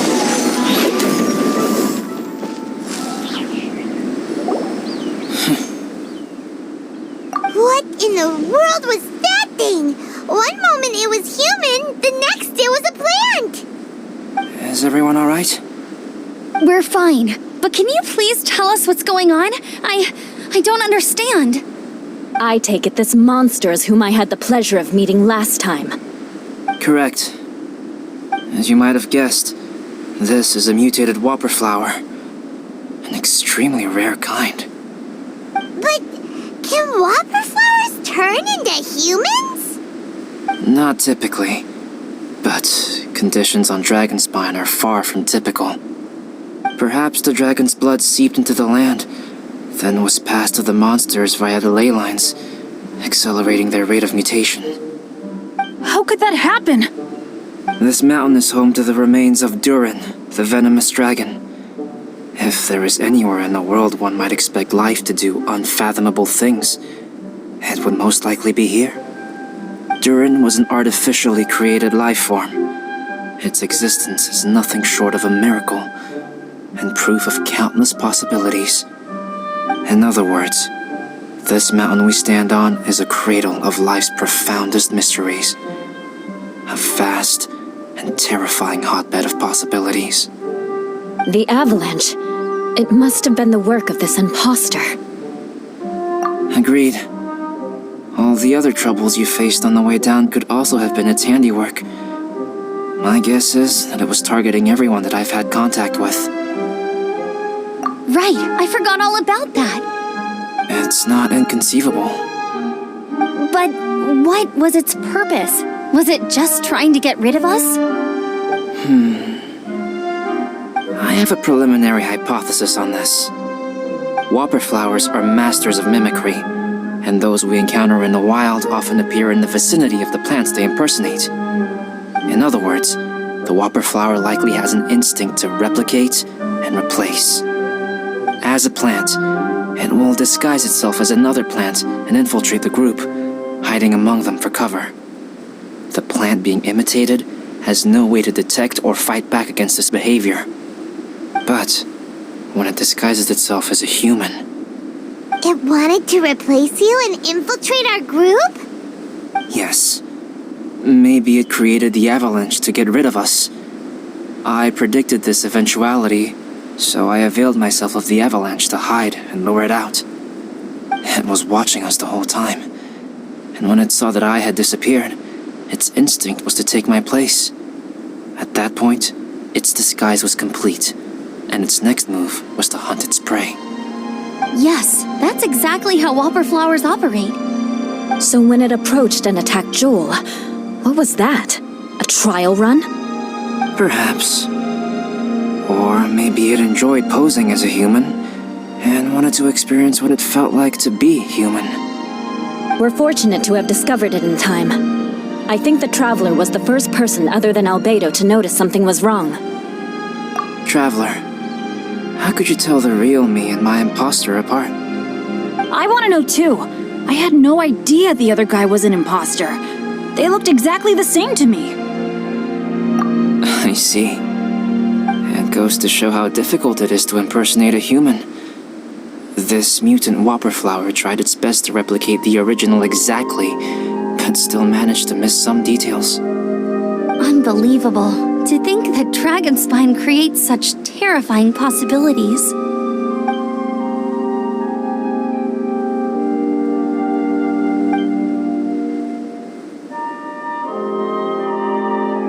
Anyway, at least we won in the end.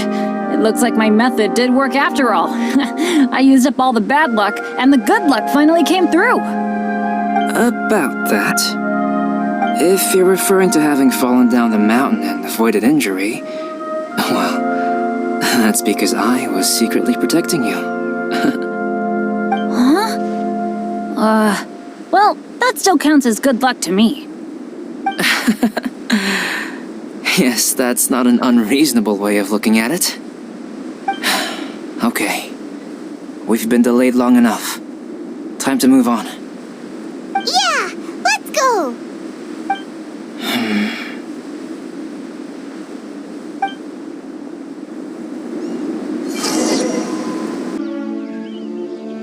Woohoo! I'm back! Cyrus doesn't seem to be here. He must have headed up the mountain. Let's wait for him here. Amber, are you feeling better? Yep, all good now. Nothing to worry about. I don't know what I'd do without you guys. If not for you, I'd probably still be locked up in that cage. I really want to thank you all properly, but I can't think how at the moment. Huh? You must be pretty used to being on the receiving end of people's kindness by now, though, surely. You probably need it often enough, given your situation. Come on, don't put it like that. Sure, plenty of people have shown me kindness before, but that doesn't mean I will ever take it for granted. No matter how many times people help me out in life, I will never forget any of them. Well, instead of repaying those who helped you, perhaps you could help others yourself. Everyone meets others in need from time to time. By choosing to be there for them, you're passing the kindness you received onto others. Yep, you're right. That's what I've always tried to do, and will always continue to do. Right. And when Cyrus gets back, I'll find some way to help him out too. This has been quite an eventful day. Yeah, it has. It's really hit me how tired I am now that I've started to relax. I need to rest. Everyone, please excuse me for a while. Yeah, I need to get some water and maybe a piece of fruit. Once I'm rested up, I need to get back to being an instructor again. Well, it looks like the curse of the mountaineers who couldn't get off the mountain is finally broken. Feels like an action-packed chapter has come to a close. Shall we find somewhere to rest and chat too? Why not? Then, please, come with me. You sensed something too, didn't you? Then let's go. Huh? Are you going back to your camp again? Paimon thought maybe we could talk here. Okay. Might as well come with you. Good. Shall we set off right away?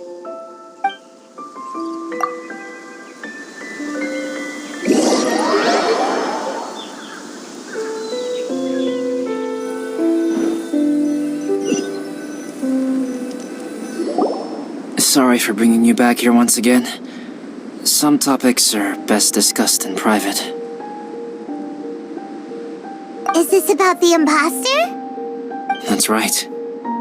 I have to say, Traveler, I'm very surprised you noticed the difference between me and the imposter. Yes, this mark. Perhaps it's where it all began. Ooh, sounds like the beginning of a big story. Keep going. Well, I can't deny that what I'm about to say does sound like something from a children's storybook. So, what do you think this diamond-shaped mark means? A tattoo? A crest? Something else? No. Consider it a birthmark. Have you ever seen an intricate glass ornament and wondered how it was made? Well, one method for crafting with glass is a technique known as glass blowing. Glass blowing is not a widely known art in Teyvat. For this reason, glassware made in this way is usually very expensive. As the name implies, glass blowing involves blowing air into a hole, much like blowing up a balloon. This type of glassware is known for having a pontal mark at the point where the blowpipe was inserted, where the hole was sealed at the very end. This mark is a sign that the item was crafted by a human hand.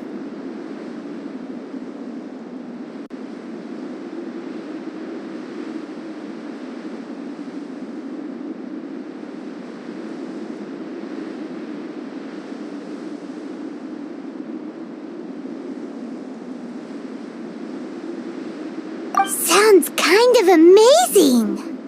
It is a wondrous and beautiful art form.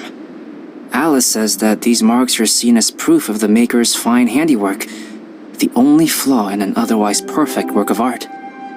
My mark is something similar to this. The difference between synthetic and natural life lies in the directional flow of the life force. The energy of a natural life form flows out from within. That's why flower buds bloom and curled leaves unfold. And it's the very reason we watch and wonder at blossoming flowers. Creating life artificially, on the other hand, involves, to a certain extent, the introduction of an external source of energy to the pontal mark in blown glasswares. The alchemical substance drips and spreads out in all directions, resulting in this rather ingenious diamond shape. Wow! So that's where it came from. This mark is a sign of my artificial origins, and proof of my imperfection as a human. I presume that the impostor intentionally avoided replicating this mark, so as not to become less than perfect himself. You are fundamentally different from other people. I have few qualms about sharing my secrets with you. Just as Paimon said, it all sounds like a story. Even if you were to tell anyone else, they would regard it as nothing more than a tall tale. The transcendent and miraculous are not the only things to which human beings aspire. They pursue the everyday, the ordinary, to a far greater extent than I would have ever imagined. People like to believe that those who are thoroughly different from themselves could only ever exist in stories. It makes things much easier. Or, in other words, all the unfathomable things we've seen recently would make good material for a novel. I have friends who write novels. If they wrote this story, it'd probably be even more complex. Making up stories is easy. Even Paimon can do that. Oh, I didn't know you had that kind of talent. Paimon's the best guide in Teyvat. Making up stories is a piece of cake. In that case, how about we have a storytelling contest? We can base our stories on the events of the last few days. Sounds great! But we still have to help out the Adventurers Guild. I understand. Creativity is something that cannot be rushed. Take your time, and come back when you have found some inspiration. We'll see whose story is more compelling. Deal! Okay, we'll regroup with the Adventurers Guild for now. Sure.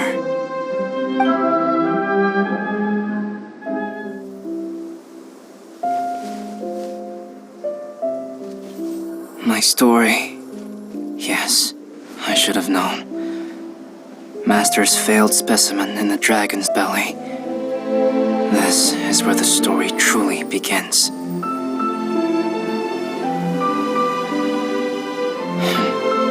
If we switched places, if you were the survivor, then as the abandoned experiment, the failure of the primordial human project, I'd want to replace you too. I would replicate your appearance, study your alchemy, and create miraculous life forms to divert your attention. I would wait for the right moment, then dispose of you and the Traveler, the sole person to have known your secret. And then, I could finally experience the joy of being brought into the world.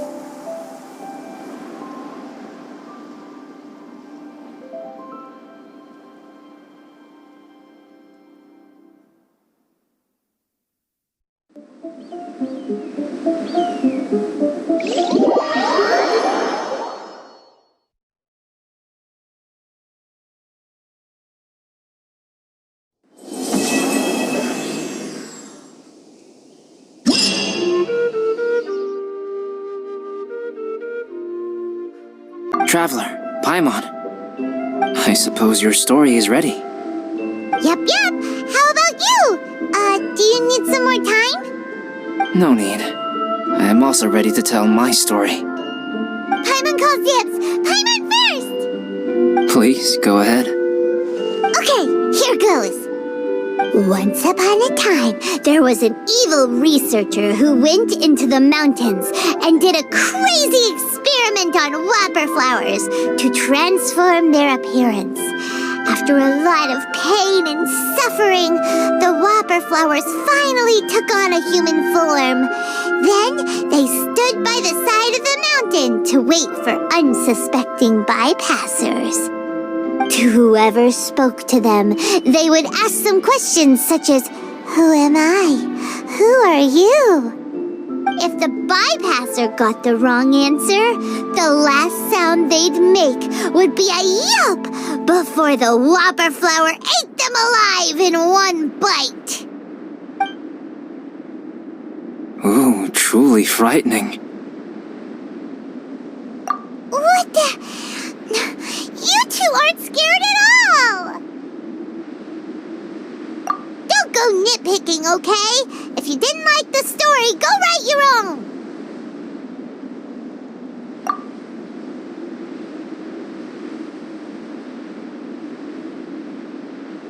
In other words, the whopper flowers would ambush and then completely replace their victims. And then what? Go back to where the person lives? Enter their home? Eat their whole family? Ah!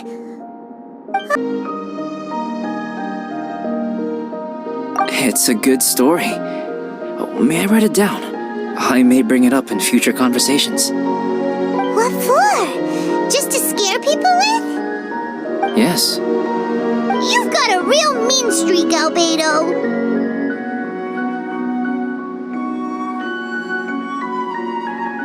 Mine is a little longer than yours.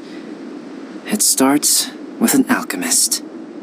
A great alchemist once created Subject 1. Subject 1 was her proudest achievement, and successfully blended into human society. No one ever would have thought that this friend of theirs was in fact a synthetic human. However, unbeknownst to Subject 1, the alchemist had tried the same experiment many times before he had come into being. Some of the rejects from failed experiments had been discarded, but had not died. Subject 2 was one such failed experiment. He was swallowed by a great dragon that came to rest upon a snow-swept mountain. Many years later, he was resurrected by the dragon's mysterious power. He saw all kinds of people on the mountain, including Subject 1, who had somehow miraculously blended in among them. Never in Subject 2's wildest imagination had he thought it possible for experimental life forms such as they to deceive everyone so successfully. He saw the way humans accepted Subject 1 as a friend, witnessed their affection as they addressed him by name. This was what Subject 2 wanted. Now, all that Subject 2 desired was to replace Subject 1 and take the joy of his existence for himself. This is giving Paimon the chills.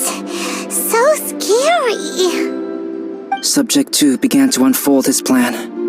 He stole Subject 1's books and notes, and studied all that Subject 1 had learned from the alchemist. Subject 2 was highly intelligent, and he learned quickly. He changed his face into an exact replica of Subject 1's face. Then, he found a plant with mimicry capabilities and transformed it using dragon blood and alchemy. And so, not only did Subject 2 transform his own appearance to perfectly match that of Subject 1, he also created a third entity, Subject 3. What? There's 3 of them now? But Subject 2 wanted to become a perfected human. So, he erased a mark in both his and Subject 3's necks. For these marks were symbols of imperfection. In my view, it was probably a subconscious act, an instinct. He so desperately craved to become a perfect human being that he forgot something. Human beings are defined by their flaws. Subject 2's plan was meticulously crafted. Subject 3 would draw Subject 1's attention.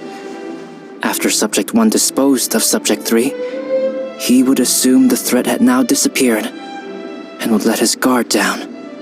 The next moment that Subject 1 was alone, Subject 2 would make his move.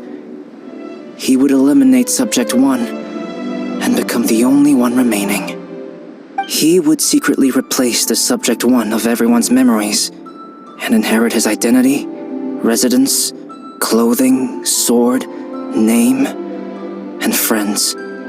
People would have no idea that the individual they knew had become somebody else from one day to the next. This is way too scary. Paimon's never gonna be able to trust anyone again. But just before Subject 2 could carry out his plan, a unique stranger entered the mix. Subject 2 tried to make contact with this person, but found that they could somehow sense he was different from Subject 1.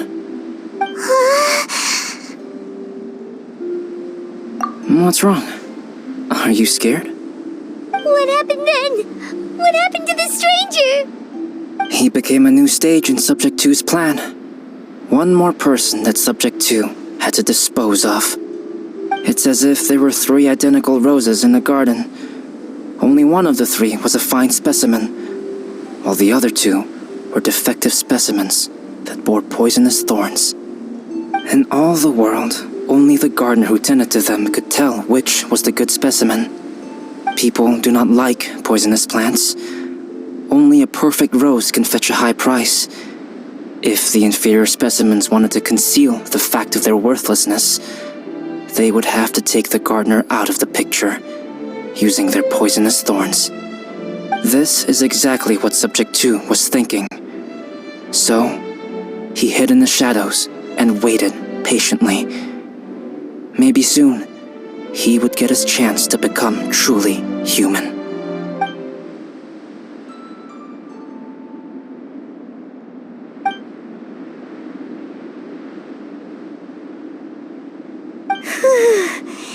That was intense! So what happened after that? Did Subject 2's plan succeed? Paimon can't bear thinking about it! Fortunately, it is just a story.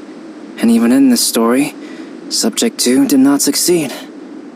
But you can never let your guard down on Dragonspine. Monsters mutated with Durin's power and blood are also creatures of Rhine-Daughter, just like me. You must beware of all such creatures. I'm glad to hear that. It's okay. I know what I am. You and I are both different, so there is no need for me to hide the truth from you.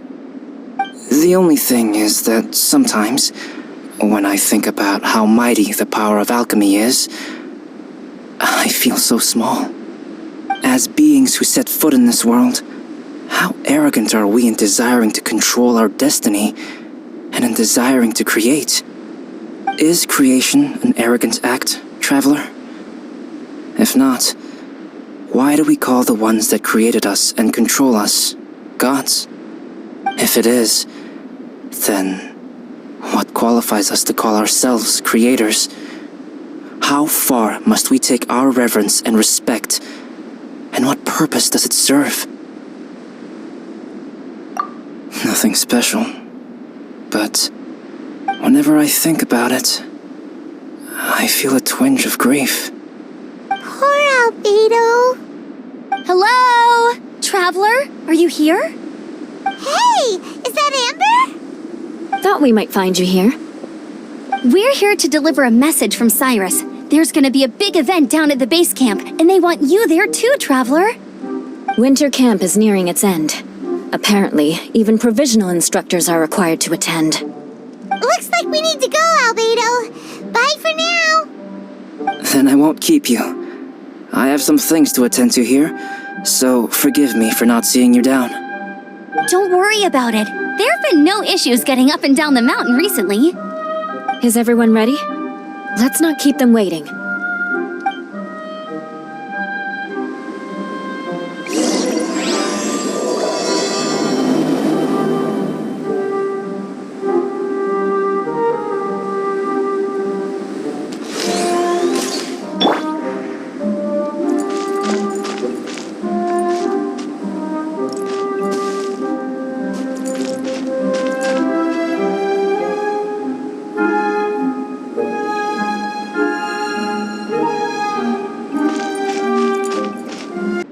What was that?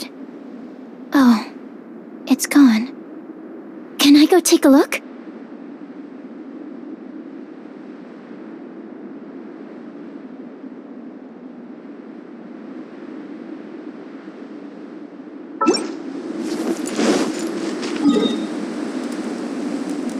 Who is this guy?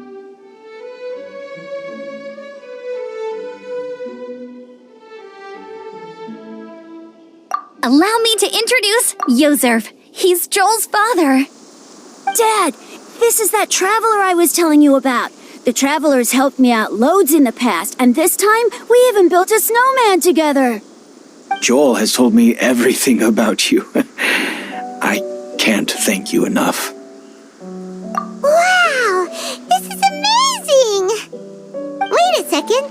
Why is Cyrus discreetly wiping tears away? And what is Pallet doing here? Pallet is the hero of the hour this time. Go on, Pallet. Tell us what happened in your own words. Okay. The weather was fine on that fateful day, and I had a feeling that Lady Luck was smiling down on me. So I trusted my gut and set off to explore somewhere new, somewhere dangerous. Because where there is great danger, there is also great treasure. Why does this sound so hard to believe? But I had only been away from the group for a short while when I fell down a slope and just started rolling. Uh-oh. Did my bad luck rub off on him when we ran into each other on the mountain? The place I fell to was somewhere I didn't recognize, and I'd sustained a few injuries. I remember thinking to myself, this is the worst luck I've ever had in my whole life. Then I met Yozerv. He'd heard the sound of me falling and came out to see what was going on. Huh? Wow, so it was completely by chance then. I thought he must have been someone from the Adventurers Guild here for the event, but after a few words of conversation, it was clear that he was having memory problems. He didn't even know his own name. The temperature was freezing, and there was no time to deal with all that there and then, so I convinced him to come back to the camp with me and figure everything else out after we got there. We got back to the camp, ran into Joel, and the moment he saw him, he froze for a second with this completely stunned expression on his face, and then he started crying out, "Dad! Dad!" That's when Yozerv suddenly started to remember.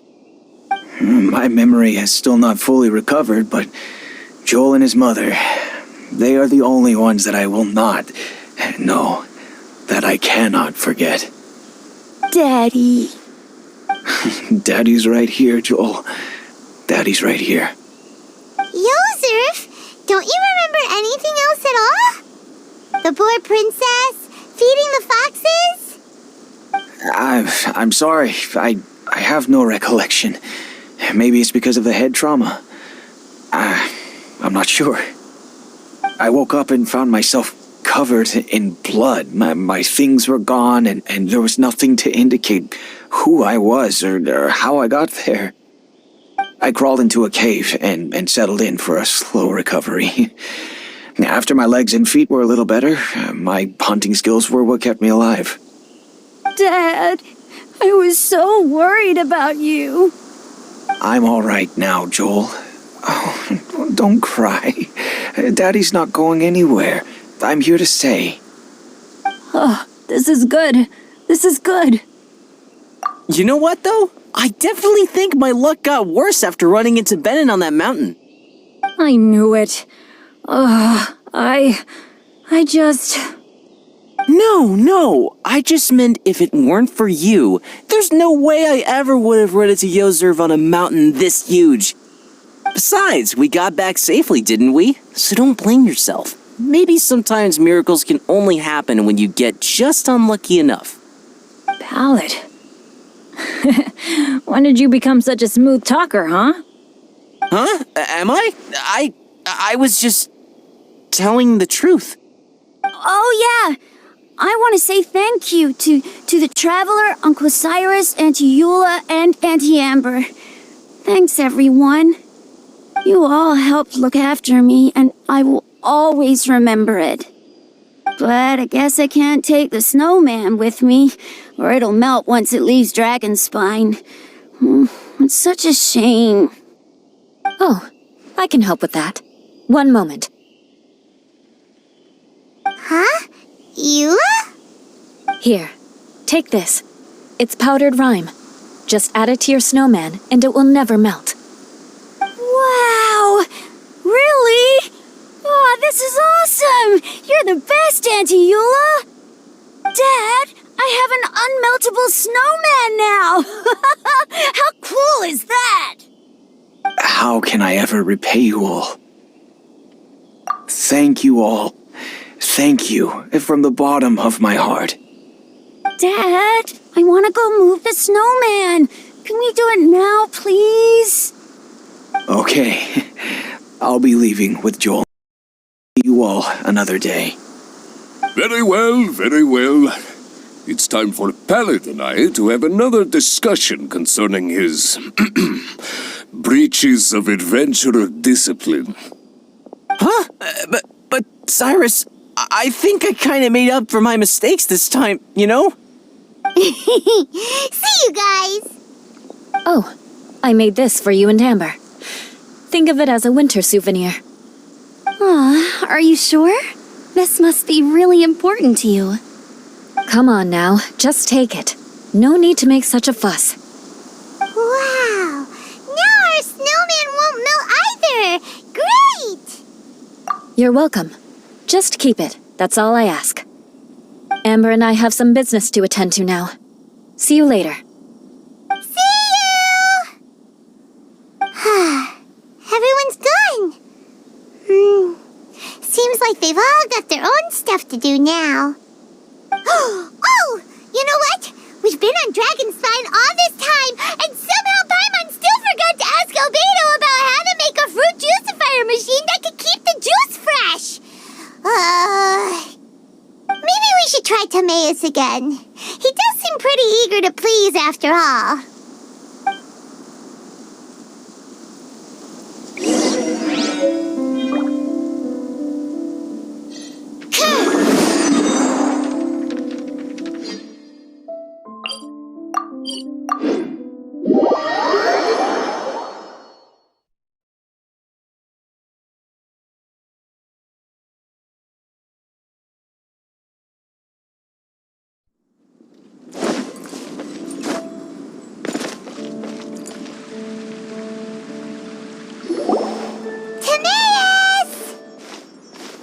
Traveler and Paimon, what can I do for you? Wait a minute. You've got that mischievous look on your face. Oh, you're not still thinking about that ridiculous juicer thing, are you? Timaeus, will you help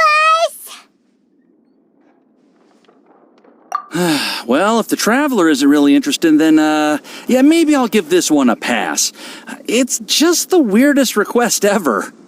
No, but Paimon's Sunsettias are gonna go to waste without it! In the time it would take me to research something like that, I could probably pick those Sunsettias again 10 times over.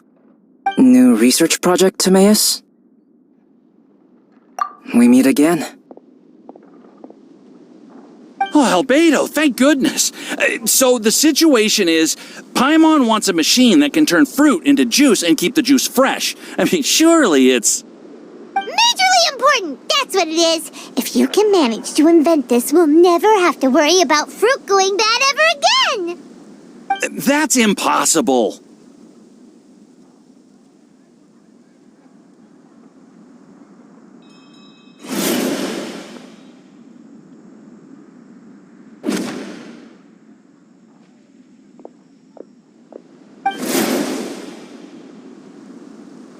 Turning fruit into juice is not hard, but keeping it fresh is more difficult. But if you simply want to keep the fruit from rotting, there are many ways to achieve this. Right, Traveler?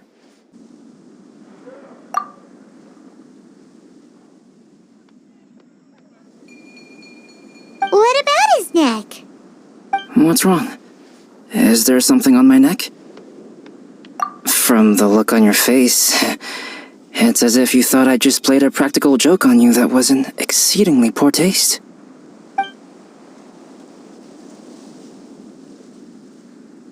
Albedo, you were saying, how do you stop fruit from going bad? Well, one way would be to bury your fruit on Dragonspine, where the snow never melts all year round. But then Paimon won't be able to eat them! You could always live on Dragonspine. No, too cold for Paimon. Or you can give the fruit to me, and I would take it to Dragonspine for you. But since you don't like the cold, you'd have to send someone else to pick them up when you want them. This is where you come in, Traveler. Suddenly sounds a lot more feasible with other people doing all the work. Okay then, shall we go with that idea? Fruit buried on Dragonspine will stay fresh for much longer. However, it is also possible that the fruit will sprout and grow into fruit trees. Who knows? Maybe the next time you visit, it will have grown into an orchard. You can water the trees, add fertilizer, and when they finally bear fruit, you will have some fresh Sunsettias. No way! Then Paimon will have to be a gardener! That's not the goal here. Oh? Well, I don't think being a gardener is so bad.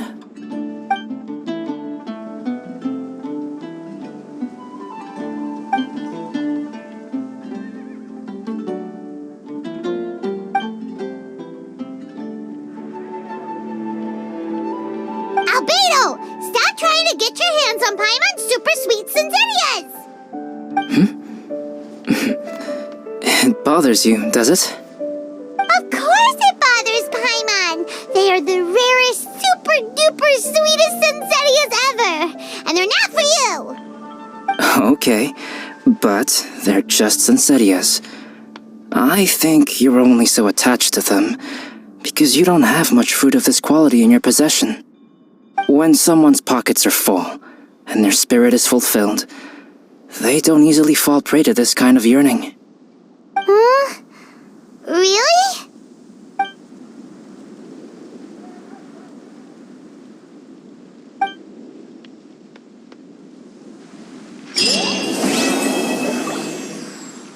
Welcome. How can I help you?